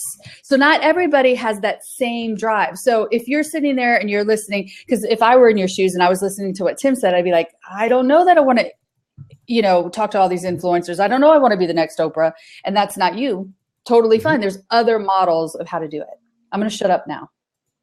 No, that was perfect. No, Jenny, you hit, I think, on a couple of really interesting parts, and it's actually answering somebody else's question from earlier, and that was, what are people doing on Blab? How are people using Blab? And not everybody is doing a podcast, a talk show, a cooking show where it's like a TV show kind of. They're not using it that way. You use this. This is actually auxiliary to your main focus, your main goals. This just is a tool in the toolbox, but in a different way. I do use this as a broadcast. I use this to help gain some, like we were saying, it's called influencer marketing. It's where you bring in other people and you're using them, using their audience to help grow your own. And I think that only works when it's mutually beneficial. Okay. Now for you, Jenny, you take a different approach, and I can tell you this, it works. It's working well, yeah. And it's not because, and I mean, you do have some numbers. I mean, we're not talking like, it's not like you have like 6 million people you have to do. No. As a matter of fact, it's almost quite the opposite. The group that you have are so super engaging. You post a question, and I know I'm in your group. You post a question, and there are people just like, they're waiting for your question to be posted, and they're interacting. And not only just that, they post a question and then you have to post an answer or something like that, or it's you're always the one. They post a question, others in the community answer it even before you have a chance to. Right. The worst thing that you could do. The worst thing you could do is post in my community and say, hey, I want to do this thing, and not expect to be held accountable, because you won't just be held accountable by me. The entire community will support you. And you're absolutely right, Jonathan, for me, because I'm not, Tim and I, I totally respect him. Tim and I have very different goals, right? We're trying to do different things. For me, I would much prefer to have 500 rabid fans than 500,000 people that are on a list. Oh, yeah. And that's really important. Catherine, I will let you know. I don't want a blabjack. Thank you. But yeah, it's really important to be able to, it's really important to be able to know what your goals are and to not borrow other people's goals if you're stuck there. So, know what it is you need to do with this platform. And maybe part of that is just participating and getting to know people and seeing several different styles before you jump in yourself. And then the other point that I put into the chat that I'd love to reiterate is, a lot of people are like, I want to start a show. And you see something like today's topic, I want to start a show. And you're thinking, I have to start a series, a weekly series, a daily series. No, start a show. One show. I don't have a series, right? I have a show, and I have a bunch of shows, and I put similar labels on them, but it's not a series. They're not at the same time. I'm trying to make sure that I reach everybody from Hawaii to the Philippines, so they're all over at the different times. And Jonathan's got this really great example of a daily show that works beautifully, and I have another example, and yet we still run into each other all the time. So it's in the same way that, I mean, we have different. I mean, we both have Facebook groups, and we run them differently. I mean, there's some similarities, don't get me wrong. I mean, it's not like we're like polar opposites on things. We just run them differently, but it's the same platform. And I think that's what really is really amazing about what Blab is and the platforms that are going on now. Okay. And it's the same thing. You can say, like Facebook groups are different. Periscope accounts are different. I mean, and it's the people that are populating them that I think really bring that, to it. It's not even a word yet, right? Just that thing. And I really enjoy being in your group, Jenny. At the same time, I really enjoy being in Blab Nation. I love the community that's growing there. And they're different. They've got different goals, but sometimes I kind of need to go over to Jenny's and kind of get harassed a little bit. Kind of need it. Kind of need the, John, okay, so are you doing this or not? Are you, you said this last week. Did you do it? David Vaughn called me right on the show. He's like, John, you promised. All right. You're right. I did. But David Vaughn yesterday in another blab, it wasn't my blab, wasn't his blab. He's like, Coach Jenny, I haven't forgotten about the blog challenge. So I think that's spot on. So that's the kind of community you create here. I think it's really great. Really quick, Jonathan, I have to talk to you. Karen and I have a gift for you, that I want to tell you about soon. All right. Thank you. Message me on Facebook or something. I think we're connected that way. But yeah, we are. If we're not, we'll fix it. Okay. I'll give up my seat. Thanks, guys. All right, thanks, Jenny. Just in case you want to call, Jen. Oh, we got a lineup standing in the seats here, buddy. Who's next? Mike, we'll bring Mike in. He's been waiting, and then we'll see what Frank has to say. And I'm actually blown away. This is probably the biggest blab we've put together as Blab Nation since we started. We've had almost 300 people come through here today, and there are still 60 in the room, which is huge. This is not something that you can pull off real easy to have. So we're probably sitting on the front page of Blab right now, and people are rolling in from there. So. Actually, no, I'm just looking. Do you know who's on? It's my favorite music. It's JoJo Keys. He's got JoJo the front Keys. Page. Right. His started. Good for him. And JoJo, you know who else is on right now? Michael Stelzner. Michael Stelzner with Joel Comm was on and things like this. Guys, this is what I love about Blab. You guys, we got 60 people in here. and we've got the Social Media Examiner on at the same time. You guys are great. You guys are coming on because obviously something's resonating. But okay, so good. I want to make sure I tweet this out. Mike, thank you so much for joining us live today. You've been a part of our group and you haven't come on yet, so thank you. How you doing, guys? No, and that kind of fits into what Tim was saying and you guys were saying is the Blab show that I'm starting is the result of being on Blab. So the result of people that I met on Blab that I would have never met. And we're doing a kind of a collaborative show, and it's totally the result of that. I could have never put anything together to get that reach, trying to do it on any other type of platform, and and I just wanted to kind of share that to the people that are kind of guessing and wondering, should they do it, shouldn't they do it? What I did is what I think Tim had mentioned, and you guys initially when I got on, I was watching. And then I clicked that one time. I clicked that one button to call in, and everything changed. Nobody reached through the computer and called me names or anything and welcomed me into the group. So it's just been really, really, really neat, the quality of the people. And then my little, I guess, pet peeves, and I see some of these up here, is you really need to have a profile picture of who you are, not your logo. And make sure your information is up to date on your profiles. So because again, we're all kind of checking you out, just like you did with that one gentleman earlier. What Leland did is, hey, we want to make sure this person is real. And if you're looking to build relationships, make sure you have good information out there and have a nice profile picture. I think he was coming from the heart. He really wants to get to use this and know this platform, and he's just struggling right now with the interface. And some people just don't know how to present themselves in these types of atmospheres. And once they get a little bit of direction and they understand what to do next, then they could be the next Oprah on these things. We never know who these people are in the background until they actually get out on camera and start showing us who they really are. So. Exactly. But I just wanted to share that as somebody who, I'm not an internet coach. I'm not a motivational speaker. I'm just somebody trying to build a business online. But I am an athletic coach. I coach a girls lacrosse team. And, there's a lot of things that I'm learning and continue to learn and that I reinforce as I talk with people on Blab, that I share with them on how they can become better adults. As they grow up. So, but yeah, I'm going to bounce out of here. I appreciate it. And I'm sure we'll be talking more in the future. And we'll be looking for your show, Mike, for sure. We'll catch you out here. All righty. Take care, guys. Take care, Mike. Thanks, man. I appreciate it. Thank you so much. All right, let's get Frank in here. And while he's coming on, I want to say, guys, please subscribe to next week's Blab. We have Leonovsky. He's going to be talking about the power of introductions, and this is his take, right? This is one of his specialties that he really works on. It's creating your story in 30 words or less.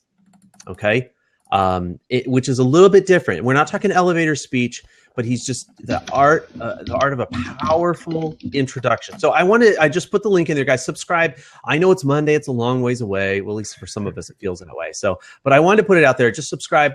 Welcome in Leo, because he's a little bit different than I think what most people would expect in like some kind of a motivational speaker.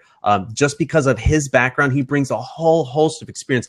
I didn't even put all of his full resume, bio intro in the Facebook group. I didn't even do that.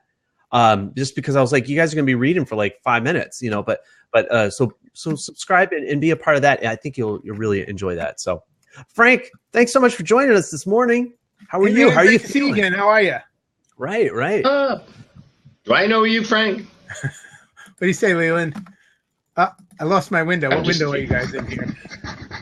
Yeah, right. That's okay. We're give me some props. How many tabs do you have open, Frank? About 45 or 50, I'd say. I only have 12. So slow down, 12? Big guy. Slow down. And what I like about Google is that the Google Chrome is it has a red dot in the one that I'm on, because I have 5 of them are black. I just found the red dot, so thank you for that. There you go. Tim, you'll appreciate this. I had a 5-year-old laptop that I just had to finally ditch last year, right? and my laptop kept crashing, especially with Blab, because I'd have too many windows open.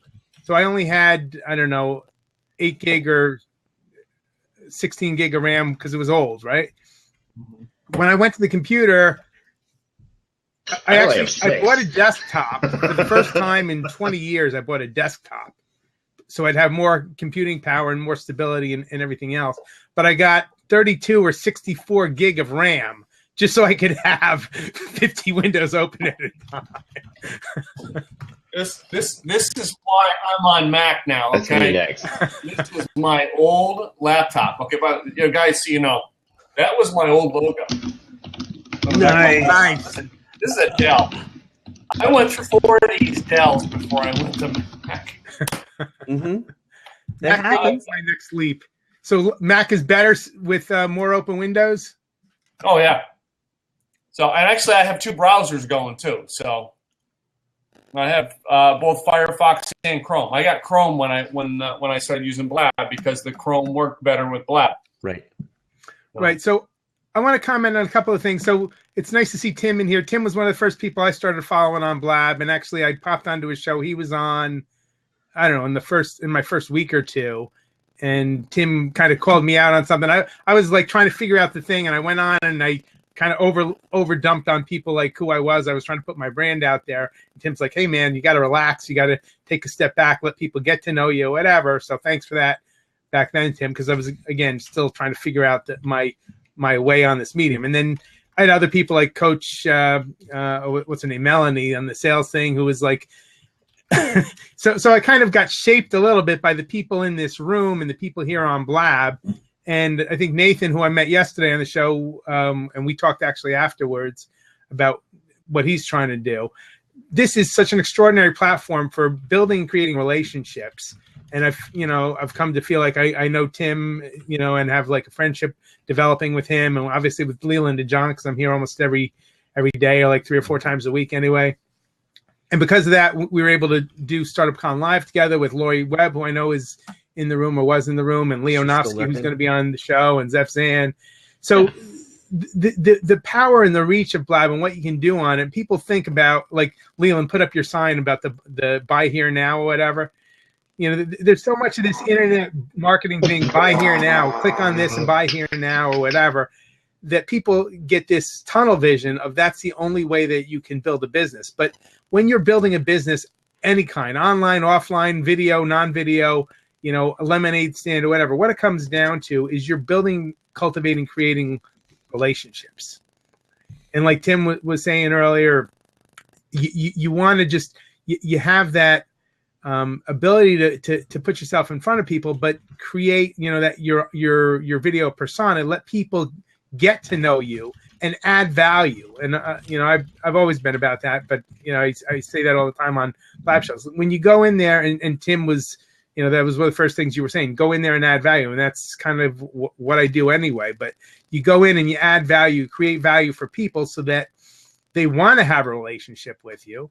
And this is the big mistake people make in networking offline as well, as people, go to conferences and they just hand out their business card like crazy and they think that it's going to get in business. But if you stop and you just have like an in-depth 5, 10, 15-minute conversation with a person, get to know them, ask about their family, ask about their business, ask about what drives them, get curious about what they're about, they're going to start to like you and say, hey, this guy's interested in me. Let me find out what he's about. And it becomes like organic, which is how we're kind of wired as human beings.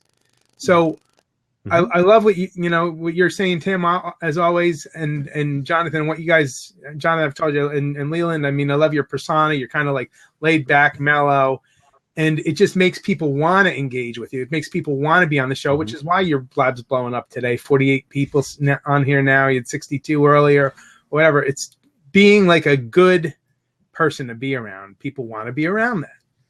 And that will help you cultivate and leverage relationships. And it doesn't have to be the buy it now kind of relationship. Hey, I'm a coach, buy it now. Come see me, hire me, buy it, because people are going to, there's so much of that, and people are going to click out. I've got an email address set up just to opt in for people's sales funnels so I can see what they're all about. And I don't know how many hundreds of emails I have from either top internet marketers or people who are doing the buy it now model or whatever. But it's just like, it's ridiculous. And I just don't even, I go there maybe like once or twice a month just to see what's happening. But it's crazy how quickly your inbox gets flooded with offers. Yeah, and depending on how aggressive, and I don't mean that, I shouldn't even really use that word because that's not really what I'm trying to say. Depending on how forthright they are with an agenda of sales or promotion, or some people just simply, I mean, I know one guy, I get one email a month from him, and I'm going to open it because he's only emailing me once a month. But if I have somebody that's emailing me 3 times a day, that's only going to happen for about a day or two. Trust me. Okay. You know what I mean? Okay. That's why I have that email address so that they can't, so I don't get distracted because I'm easily distracted, as you guys know. And it's okay if you have, but my thought is like, did you just forget to put it in the first email? I mean, I know why they're doing it. I'm just to be perfectly frank, I know why. But my whole point would be, I would rather, and we're going to actually be starting this, I would rather just email somebody once a week and let them know what's going to happen in the week.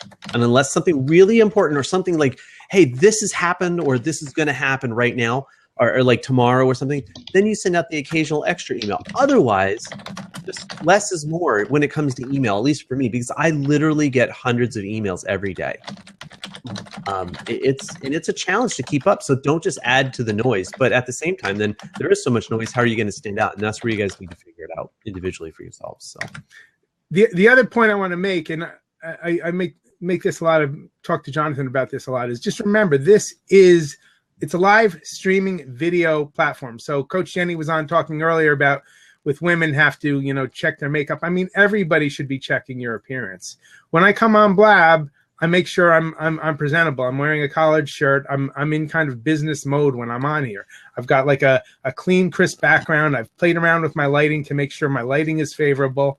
I've gotten tips from a friend who's a video coach who I'm going to actually do a Blab with, because you want to have an image that people want to look at. So when we did Startup Con Live, we had some newbies who came on who didn't know what they were doing. You want to make sure that you've got good sound. I mean, see, everybody's got the earbuds or whatever, because, like Leland was saying with that guy who was getting on, we don't know you. We don't know, what you're going to be. And I've been on shows with Jonathan where we had some really bad troll incidents, really bad. You let people on because this is like, you've got to, kind of trust it in a sense, but you want to build relationships so that when you're letting people in the room, like Leland and Jonathan know me well, they know Tim well, they know Coach Jenny well, they feel comfortable that the person is going to come on, they're going to look professional, they're going to have good sound, and they're going to have something of value to say, to offer, to bring to the audience. You need to build those relationships, but you need to be focused on all of these things. You need to be focused on your image. You need to be focused on adding value. You need to be focused on having the top quality people in the room. And it's great to have a producer, co-producer, like, Leland does a lot of co-producing for Jonathan and helps to manage the trolls and the stream and of comments. That just makes for a more professional show, which becomes more engaging. And makes people want to come back. So Jonathan's on every day. If he came on here and did a crappy show once, people are going to forgive him. But if you do it like 2-3 days in a row, people are going to tune him out. But he does a great job. He has great people. He plans it out. He takes it seriously, and he's building his audience. And that will ultimately translate to business. Thank you. That's all I got. Thanks, Frank. That was a lot of kudos. We appreciate all the kind words that you just. No, you guys are doing a great job. I love it. That's why I keep coming back. I mean, I'm kind of a social media late adopter. So Jonathan's been helping me with my Snapchatting, which is still very early stages at this point. I mean, but now I've already checked out Meavy because of Jonathan and Bonnie talking about it and Lori talking about it. So all of a sudden now I'm, potentially an early adopter in something that I never would have known about 3 months ago if I hadn't been on Blab, And that comes out of these kinds of relationships. So I'll clear out so somebody else can jump in the seat. But just want to say hello, have a great weekend, and I'll see you guys on Monday at your show. Thanks. Excellent. Thank you so much, Frank. I appreciate it. All right. Bye-bye. So Want to hit these questions real quick just to make sure we got them before we let video guy in? Just 1 second, video. We've got you in the background. Yeah, I'll let him in. I think I tried to address Carol's question about how to copy and paste links. And just so you're aware, there's a couple of features you can follow, but the link I just posted a minute ago for one of the other visitors is 40 tips for Blab, and it's over at the Ben Rukina Quick Tips for Blab site. He's got a great post there on how to get going on Blab. The tweet, the post to Facebook, and the URL above in the browser are your best ways to copy and paste these links. If you're that technical unsavvy, it's right-click after you highlight, get it out onto the page that you wanted in, and then obviously right-click again and paste it. So if you have any questions, just get with us after the show or join the Facebook group and ask us any questions you have about Blab over there. So, good morning. How you doing, guys? Live. All right. Hey, what's your name? Tim. Tim, welcome. Where are you coming from? Bristol, Tennessee, the birthplace of country music. Okay, so it's the birthplace of the birthplace. Yep. The other Tri-Cities. Yep. Yeah. Okay, so where is Bristol? Is it on the near side or the far side? Upper East Tennessee. So you said what? Upper East Tennessee. If you're Upper East. Car, you would know where Bristol is. That's right. That's right. Yeah, I just don't know. Look at the map, Jonathan. He's on the map right there. Yeah. My bad. Awesome. So what's going on? Do you have a question or for today? Well, just a couple of statements. I had my first Blab yesterday, and I'm approaching it as running it like a TV show. Mm-hmm. I run a show every Thursday at noon. I have a host, and I've got three. Like yesterday, I had 3 guests, and then I had paid commercials that people have paid me to run during the show. And that's how I'm approaching it, as like running like a TV show. So I'm actually going to make some money off of it. But I'm also using it as a commerce tool for the Tri-Cities, because I'll have guests from the Tri-Cities Chamber and all that kind of thing coming on. And then I use Manicam to do the pictures and the promotions and the commercials, that kind of stuff. Like this is my intro. Yep.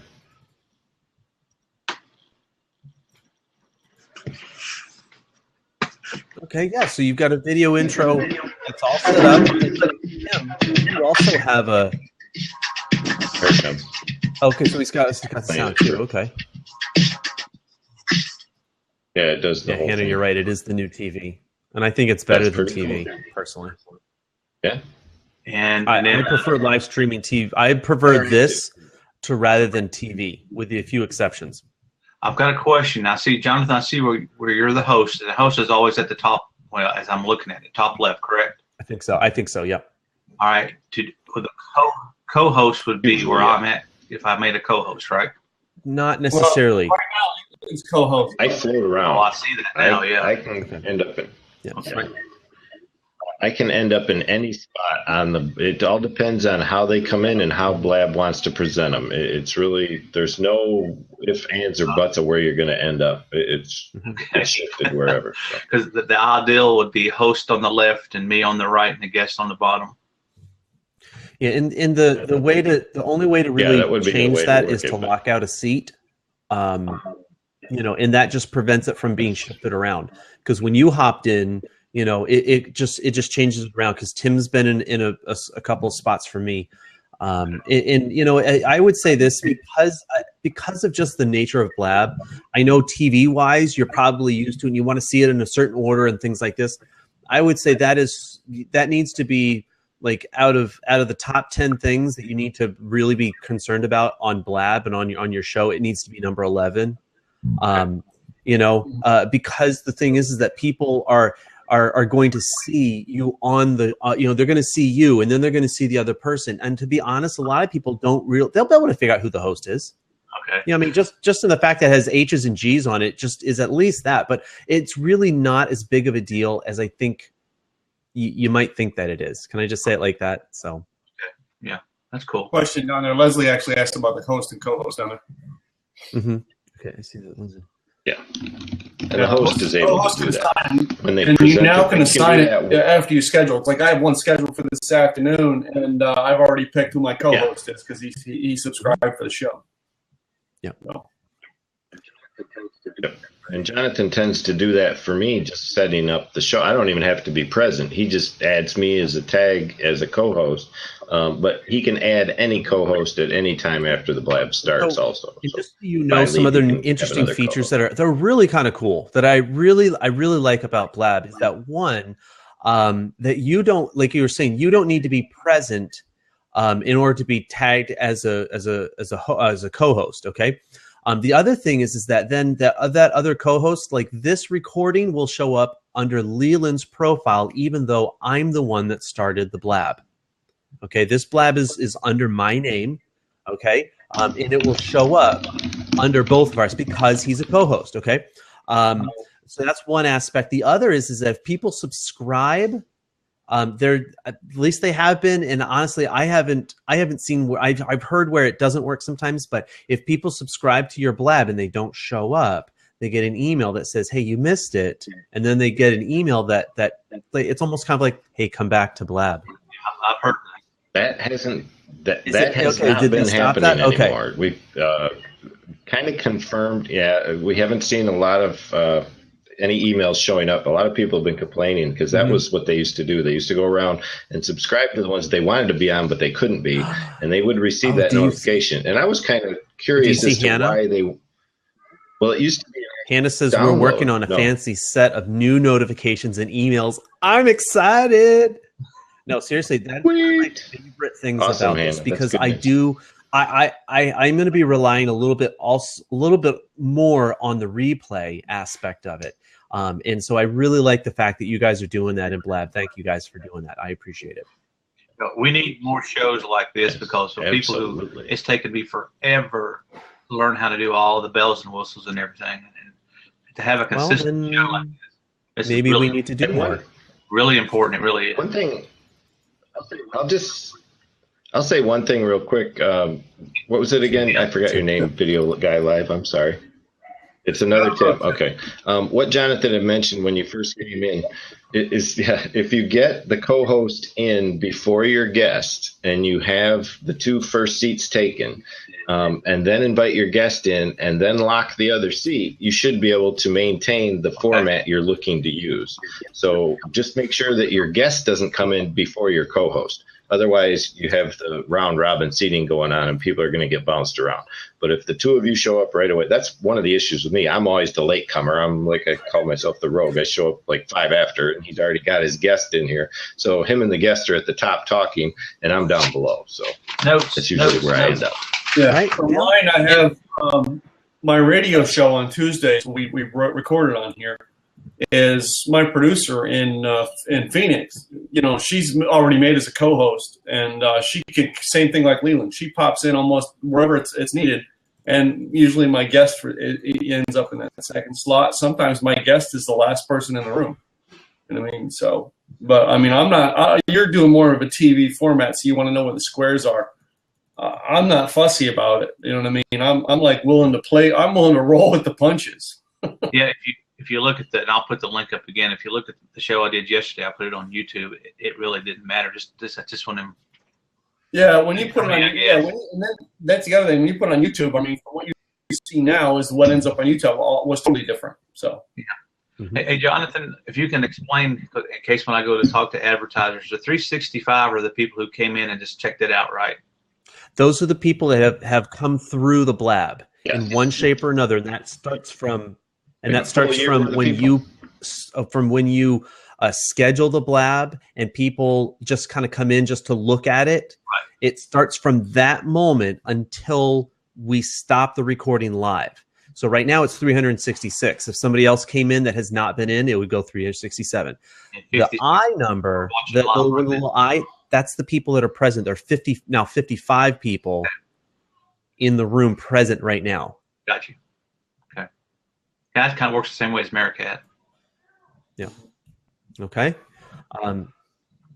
And to answer Daniel's question, Daniel asked a question about green screen backdrops. It's used quite a bit out here, and if you have the resources and the computer that will function, if you're using an overlay like XSplit or ManyCam or Wirecast or whatever it is you might want to use out here, that's fine. And I've run into some problems because I have an old dual-core processor, 6 gig of RAM, and for me to run those type of overlays just doesn't function well enough. I lag really bad, and until I get some computer upgrades, I'm going to have to stay away from that. But it is used quite a bit out here, and it can bring a bit of flair to your blab if you want to get into lower thirds and such, like I'm sure Tim's going to do on his. I've done the lower thirds, and those work really well. But you do have to have a computer for it. I'm all about showing you where I'm at. You know what I mean? I'm all about real. I don't like the green thing behind me. I'm not into that stuff. I agree. You've got a green thing behind you right now. Yeah, right now I've got the Christmas tree, but that's going to change, and probably my view in the next couple of days is going to be like over here, the bar. I'm moving the office around after I take the tree down. The computer's going to be right here. So. Well, guys, I'm going to hop out here so somebody else can get in. I appreciate the information. Thank you. Well, I appreciate it. And Tim, did I see you sent a request into the group, right? I think I saw. I posted the video on the page. Okay. Yeah. Okay, good. Because I saw the name. So, all right, good. Thanks, guys. All right, thanks, Tim. Hopefully, catch your show sometime here in the future. And Calvin. All right. So I see. I've seen a couple of new features rolled out and then kind of unrolled a little bit this week, or the glitches they fixed. So I really do appreciate that. That they're doing those things. Hey, Calvin, welcome. Hey, thanks, guys. Simple question. You guys probably already had it, and that is, what do you guys see as the biggest difference between Periscope and Blab? What we're doing right now. Okay. What you just did. Yeah. Okay. That thing you just did right now is the main thing. And I always kind of say Blab is like Periscope on steroids.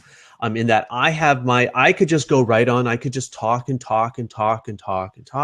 completely ignore the fact that there's all these comments here and that there's 3 other people in the room that are able to just.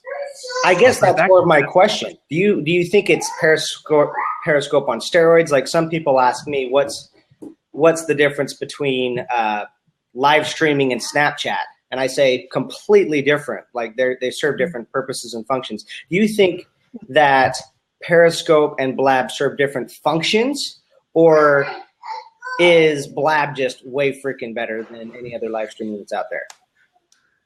All right. Okay. Tell them what you used to do, Jonathan. Tell them how you use the two together. I lump Snapchat into live streaming. Here's the reason why. Right? Because it's so fast. Right. The point of Snapchat is not necessarily, it's not curated content that we've put together, we've scripted and scribed and edited and all this stuff. It's me literally just getting on, boom, here's that moment in time that I'm just archiving just quickly, in the same way that normally if we're face to face and we talk, you can't do a rewind on my conversation. You have to be a really good friggin' listener the first time, or you're going to miss it. Right. So you have to pay attention to me. And it's kind of the same way with Snapchat. And I only say it like this, that I'm likening it to each other in that, look, if you're not paying attention to what I'm saying, in 24 hours, the thing's gone. Right. You know, because I honestly, like, I have so many people. I'm still trying to catch up on all of the birthday wishes. I'm not joking. Yeah. I had that many, and it's just, I just cannot get to all of them. And I'm not complaining, not really. But my point really is that, guys, people, they interact with you and you need to talk back to them. So that's how I use Snapchat in that regard. Now, Periscope to Blab, Periscope is way more of a presentation mode. Right. I'm on there. I'm going to talk about a topic. For me, I used to do hour to hour and a half of Periscopes twice a day. This was before I did Blab. Okay. And mind you, Periscope has changed. Blab has changed. Yes. So that I'm not going to do that. You'll never see me on it for an hour. You might see me on for about 5 or 6 minutes on Periscope now. Okay. Okay.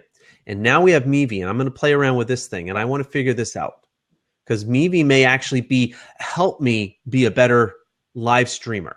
That's what I'm hoping. If it doesn't, then I'm not going to do it. Are you pretty heavy in Snapchat as well? It sounds like. I'm around. Okay. I do. Snapchat-aholic is what he is. He's all over Snapchat. Him, but yeah, he's all on it right now, all over. Well, and that's a really good example of somebody that was using the platform, and I didn't like it, and he changed the way he's using it, and now I love it. The way he's using Snapchat. Now. Yeah. Gary V slapped him out on Snapchat one day. Yeah. Did he not? Jonathan doesn't like to talk about it, but Gary V called him out on Snapchat one day and blew up his Twitter feed. I'll have to go research that because I missed it. Well, that makes some sense. Yeah, you'll find it out there. Okay, well, I appreciate the time, guys. I'm going to bounce out so other people can. Awesome. But yeah, that makes. Hey, stop by anytime. Yep. Join the Facebook group. Hang out with us. We always like to have new live streamers in here to hang out with us so that we can get to learn a little bit from each other as we go. See ya. Jonathan, I got my first slap yesterday. Thanks. Really? Yeah. What? By who? It's from a guy in Atlanta. Something on my website grabbed his attention, and it was a trademark infringement. Okay. Well. Unknowingly, then you obviously I didn't know I was. So I mean, I had to go yank. Your integrity goes before you with these kinds of things. Yeah. Well, as you get bigger, there are more people checking you out, and that's it. Had I known it was not supposed to be done that way, I would not have done it. I would. Sure. I don't. You know what I mean? I'm not going to take. You know what I mean? I'm going to hurt somebody's property. So I mean, you kidding? Immediately went in and took it down, called him up, and said, "Hey, I took it down. I'm sorry. You know what I mean? Do I owe you money? You know what I mean?" It's I'm like that much about trying to be integrity. And that's, you know what I mean? I think in 2016, I think one of the things that we're going to see here with live streaming is if something major in the news happens and someone decides, okay, we're just going to broadcast the TV. I'm betting that's going to come into a lawsuit. Yeah, and you do have a certain leeway. I think I forget what the number is. If it's like 15 or 30 seconds, you can do that in fair usage. But it's like you said, it's like you just turn on Blab and then you've got the pay-per-view fight, heavyweight fight or whatever it is, and you put your Blab on that. Nope. You are asking for problems. You are asking. You are just simply like, it's like lawyers park here, you know? Yeah. Just don't do those. For some of you who are going, I want to get to be that big. Let me tell you, the bigger you get, the target starts to come on. You've got to have a lot of things. I mean, and I know it's not the first. It's not going to be the last letter I get from a lawyer. No, I'm sure it's not. It's just messed up. It's just being prepared. That's it. And if you like I said, if your integrity goes before you, in that in all honesty, you're trying to deal with these, like just being, hey guys, you're producing quality content consistently. When something, because I've had it happen, somebody emailed and said, hey John, I didn't know if somebody posted this on your behalf or if you didn't know, but XYZ, this is actually my personal property. Would you please, within 24 hours, remove it? Wrote him back, not a problem, completely unintentional. And he wrote back, he's like, yeah, that's what I thought. It's not a big deal. Just take it out. I got away lucky. I'll be honest with you. I got away lucky with it. Because there are people out there, they're just waiting. They're waiting for it to happen. Oh yeah. So guys, play nice. That's the best thing I can say. When it comes to my stuff, you know what I mean? I'm on the opposite thing. I want you to take anything you get from me and go do it. All I ask is you attach my name to it. I don't mind. I don't mind if it's I own the pictures on my site. I don't mind if you take my pictures, and as long as you say, yeah, I borrowed from TimGillette.com. That's all I ask. I don't care if you leave it up. And I know this kind of gets off the topic, but at the same time, when you're dealing with a show and cover art and things like that, be really careful. And I see the comments in the fan section talking about, using imagery. Just because you can find it does not mean that it's fair game. Be really clear, and don't just go to somewhere that says, "Oh yeah, you could just use my image." But what if they change their mind later on? Because and really, I don't think this is in, especially with shows, is I have on my radio shows was I actually have a disclaimer stuff put on there. I cannot go resell them unless I get permission from whoever I'm interviewing. You know what I mean? When you come on to a show like this, it's a little different. We're on Blab. But if you took this Blab recording and tried to sell it, it's one thing. You know what I mean? Amongst friends, okay? But I bring in, like, I had Larry Wingett on my show. I've had Larry Broughton on there several times. You know what I mean? Playing actors, actresses, I bring on. When I bring them on there, if I don't, you know what I mean? Some of the people I actually have to have, you know, they have to sign forms, all right? You know what I mean? Giving me permission. You know. Well, look at what Anthony's going through. Anthony's about to interview Tim Robbins out here on Blab, and he's got to go through so much legal red tape and forms through his business plan just to get him out here and have him partake in a simple interview. So it's going to be different to see. Hi, Hannah. I actually watched Hannah on a show yesterday. I'm so glad to actually start seeing you. Yeah, that was actually the first time I'd seen her live. I think it was yesterday. I've always seen her like kind of, you know, lurking and stuff, but now I see her, you know, kind of face to face. I said because Brittany did 2 days ago for Swag. So, and then she jumped on, and I pull up in the Swag, and I'm like, Brittany, I'm speaking on a stage next week. Can you have a shirt to me, and I'll wear it on stage? And all of a sudden, it showed up. It's not here yet. I'm sure I'm going to get it out to me real quick because it's like, oh, yes, I'll get that to you. Because that's...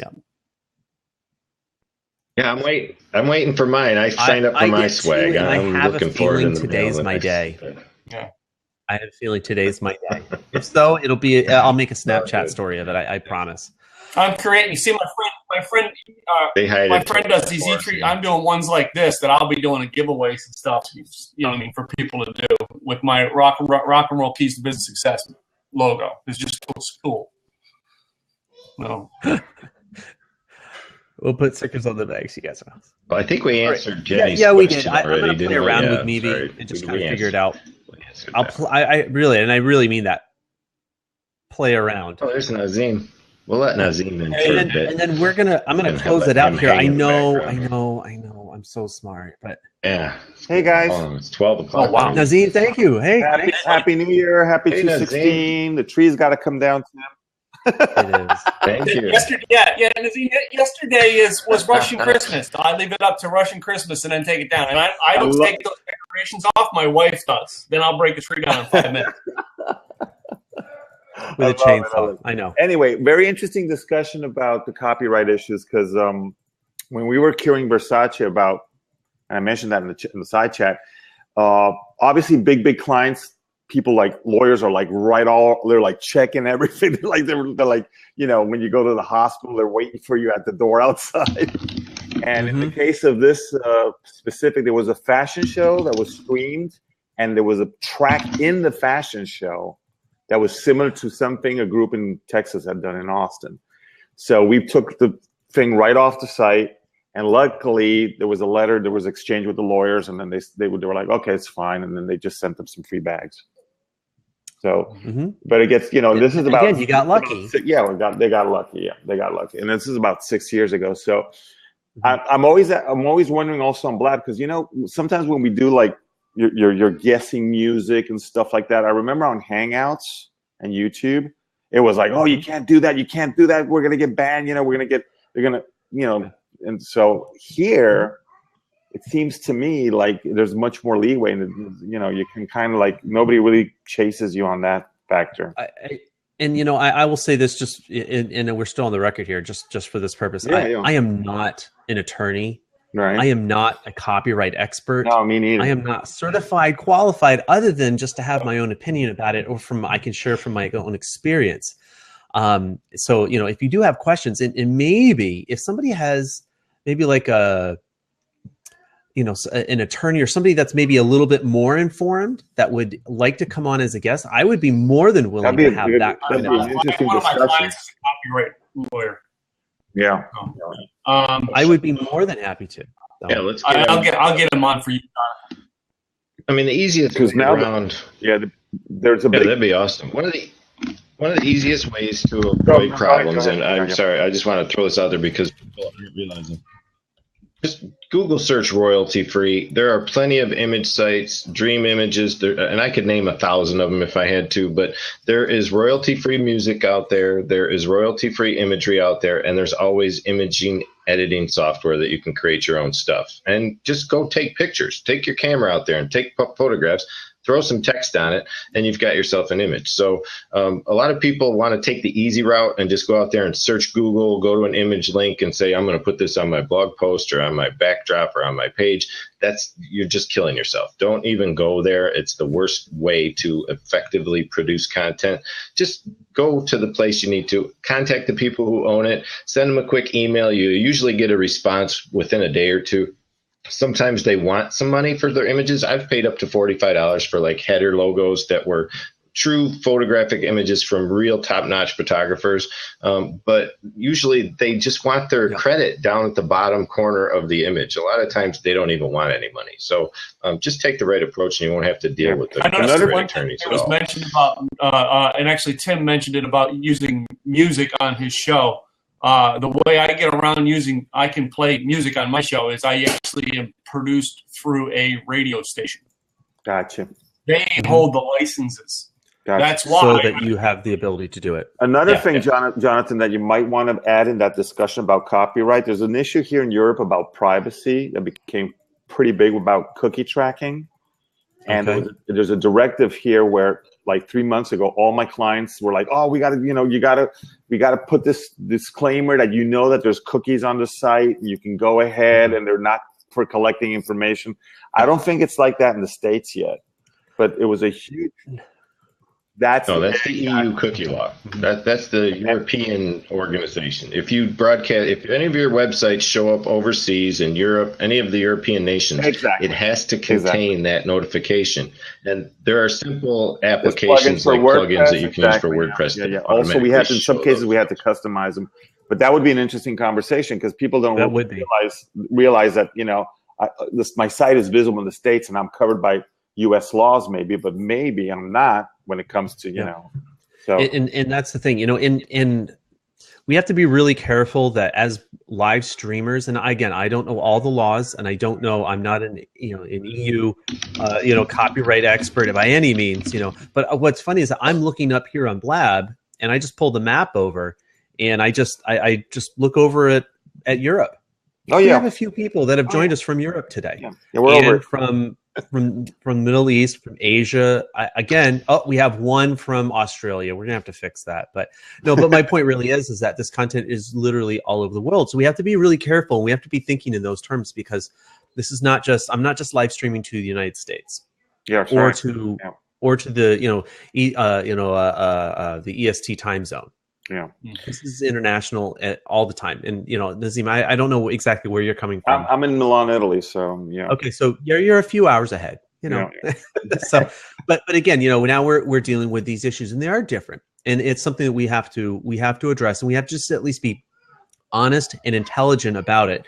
And so, I would really actually love to have this kind of a blab, talking about these issues. So, for what it's worth, I will be reaching out to Mitch Jackson. There's Mitch Jackson, exactly. I think we talked about this once, and maybe you could bring him in the show and you can really cover it another time because some people are not really aware of it. I mean, we have clients that are like, just pop those pictures up. And like, guys, you don't own these photographs. It makes me feel sick when I hear somebody say that. For putting, I know. And then you give them a content management system and they pop it up and you go back to the site. It's like, that's your responsibility. And in the contracts that we do with certain clients, it's like, it is your responsibility, the material that you put on the website, once we give you the lock, key, and barrel, and it's your thing. That's your thing. So, well, that sounds like something I will be. I'll be messaging somebody today and trying to arrange that. Anyway, great seeing everybody. Great show, and I'm out of here. Guys, thank you so much, and thank you. Thanks for everybody that's been on. I really appreciate it. Today was a long one, but I mean, we had such a really great. What a great way for a Friday. What a great Friday.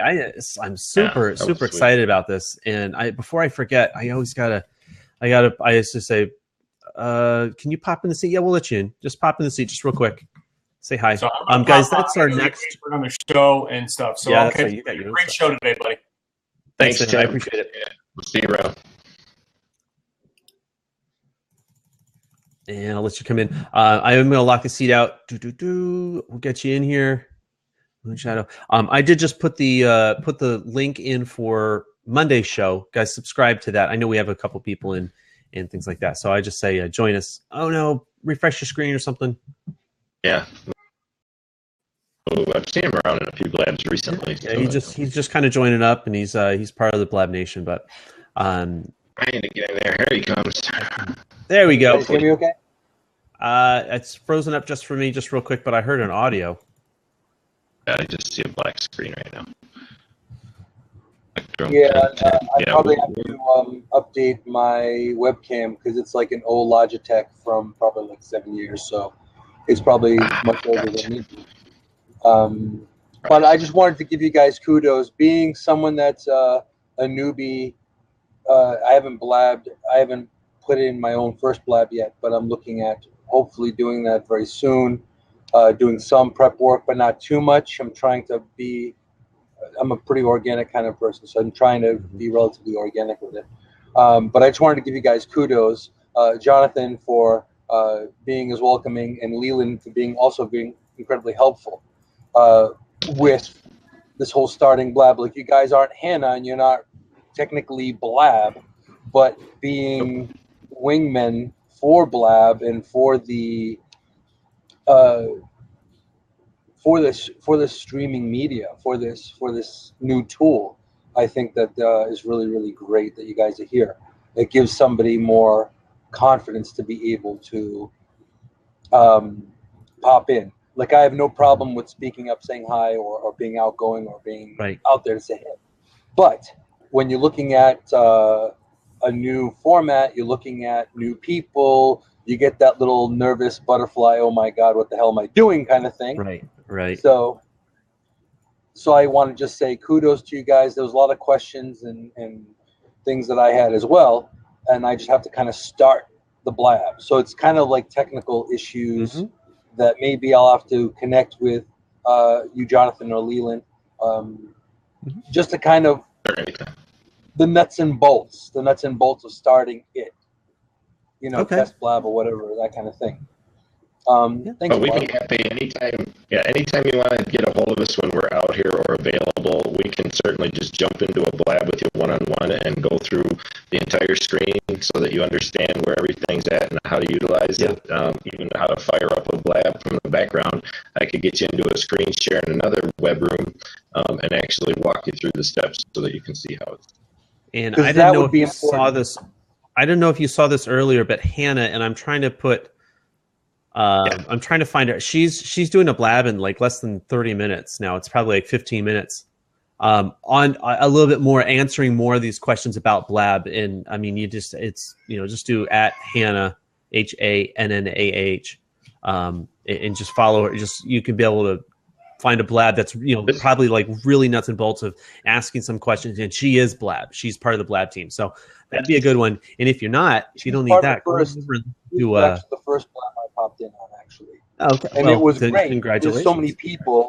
There's so many people, and you guys have been doing it where you guys might have a more streamlined way coming in through, a different angle that might be helpful. There's a lot of different ways for sure. There are. And you'll find your own as you start doing it. Once you do a few shows, you'll figure it out. And I wouldn't stress about it because, like I said, your first show, it's going to be awful. Your second show might be a little bit better. Your third show is going to be really bad. But eventually you get better and you do better and you start just to improve something. You figure this out and this really wasn't bad. And then you're going to feel like more confident. You're going to take a chance. You're going to do something that's going to fail miserably and you're going to be like, why am I doing this? This is so embarrassing. But eventually it gets better and it gets better and it gets better. And when you build community around, especially with what Blab is, guys, I think it'll work in the long run. So. Well, basically what I'm looking at is the basics of, content. I already have an idea of a topic, so I want to have a starting ground, some kind of foundation, and that's going to be great. But then all the technical bugs, I'm expecting technical bugs and hiccups and roaches all over the place the first few shows anyway. But it's more or less the prep, doing a little bit of prep, kind of connecting with you guys to, I've already mentioned to a few people, hey, I'm going to be starting my first blab. I'm definitely going to let you guys know. Just throw some support and just pop in. Even if you don't say anything, just pop in. So I'm not, that kind of thing. Yeah, we get a lot of support from others that run some full-time blabs out here in the community too. And when we see folks like Frank and Tim Gillette and Robert Stern and Vicky show up in our blabs, we're almost honored. Because when we first came out here, those were the people we went to see, and now they're coming to see us. And the reciprocity is huge out here on Blab. That's one of the things you'll find is one of the caveats of this community is that people are constantly pushing up the next person that comes along. If you share and you are wholesome and you are who you are, you're going to find that those same people are going to come and do that same type of thing for you in the future. So it plays really well out here that way on Blab. That's one thing I can say that I've definitely have experienced so far is the fact it is a genuine community. The people that, like yourself and Jonathan and a few other people that I've connected, I lurked for a little bit. So lurking to me equaled recon. So that was like kind of getting a little bit of homework in, going in to kind of get the lay of the land a little bit. But now at this point, this is now my second day. It's nice to have that community where it's a friendly, engaging type of community where I've got people that followed me from the couple of days I've been on Blab, and it's been very, very helpful to say, hey, listen, if you need anything, or I'd like to talk to you. You said some really good things on yesterday's Blab. I'd like to talk to you about some of that, or what you can offer, or what I can offer you, or what we can kind of network on, or something like that. So it's been so hospitable and so friendly, which it really is important. So I just wanted to give you guys a big, shout out and kudos to say thank you. And as nervous as it is, as nerve-wracking as it is being on a new medium, and I've done different things out there in front of tons of people, but being in a new medium, it's a little nerve-wracking, but I want to just thank you for making it a little less nerve-wracking. Well, So thank you so much, because it is really about doing it. It's about being out there, and we all have to start from somewhere. And I know you guys have heard this, but really, I just want to give you as much encouragement, and if there's a way that I can help you be able to get going, start your own, then I will figure out a way to do it. And so I'm really glad to see you took the time, hopped on. I know this is, I looked at your profile, I know this is day one getting into day two for you. So I just say keep going, find a time, just commit and just do it, and then worry about all the analytics and the presentation stuff afterwards. Right now, for you, that's the advice I would absolutely give for you right now. So just if you want to give me just I was basically kind of just looking at the just the basic topic and kind of doing a little bit of homework, because I am a very adaptable, organic kind of person. I kind of shoot from the hip, but having a little presentation, because I've done radio as well, having a little bit of prep is good, because you have at least something to focus on. You have like a sticky note or something to kind of fall back on if need be. So that's also part of having you guys, having support from people like yourselves that have done Blab for a while now, and you're more seasoned. It's nice to be able to have that backup support to say, hey, okay, great. Because unfortunately, the one unfortunate thing about what I find with Blab is that there is a lot of help, but you have to find it. It's not readily available where it's just like out there right in the beginning on a tab or something. You kind of have to look for it and kind of reach out to people to do that. Frank answered his own question, so awesome. We're all good. All right. Well, with that, I do want to close out today's Blab. I think we've gone long enough. I just want to get his name before we go. Moonshadow, what was your first name again? My first name is Rick. Moonshadow is actually the middle name. Okay, Rick is my I just wanted to know who it was that you can address by a first name basis. So excellent. Appreciate it. At 10 a.m. Oh, excellent, Ashley. Awesome. So, right, Jonathan, I know you want to wrap this up, so I'm going to close out all these questions for you. All right, I think we covered everything else. Vanessa, you'll have to find the updates on your own. Sorry, it's just the way it is. It's too bad. And thank you so much. Thank you so much to you guys too. I appreciate being able to pop into the hot seat. Sure. All right. That's one thing I'm going to recommend that to people just as new blabbers. Get out here and in your profile, if you do use a handle or a trade name or a business name, make sure you put your first name or maybe even your first and last name somewhere within your profile description so that people can address you one-on-one so that they can say, hey, Rick, because this is a first name basis platform. Yeah. A lot of people prefer it that way. We're always going to ask or try to pick on your profile to find out who you are in real life. So just a quick tip. So, all right, Jonathan, take it away. And guys, thank you so much. Everybody that's been here, that you guys are, guys are now part of a community. If you guys haven't figured it out, it is a community. And so, guys, thank you so much for being here. Today was an amazing blab because you guys showed up and you guys asked great questions. We do have next week's blab scheduled. We're going to be talking about the art of a powerful introduction. And I want to encourage you guys to subscribe there, join that, and just schedule, because we are here Monday through Friday at 10 a.m. Here with Blab Nation. And if you haven't already figured it out, join our Facebook group to be able to continue the discussion even when we're not live on air. But guys, I do want to say thank you very much from the bottom of my heart. You guys had it. This was a great week. I hope you have a great weekend, and we will talk to you again next week. All right, guys, take care. All right, bye-bye.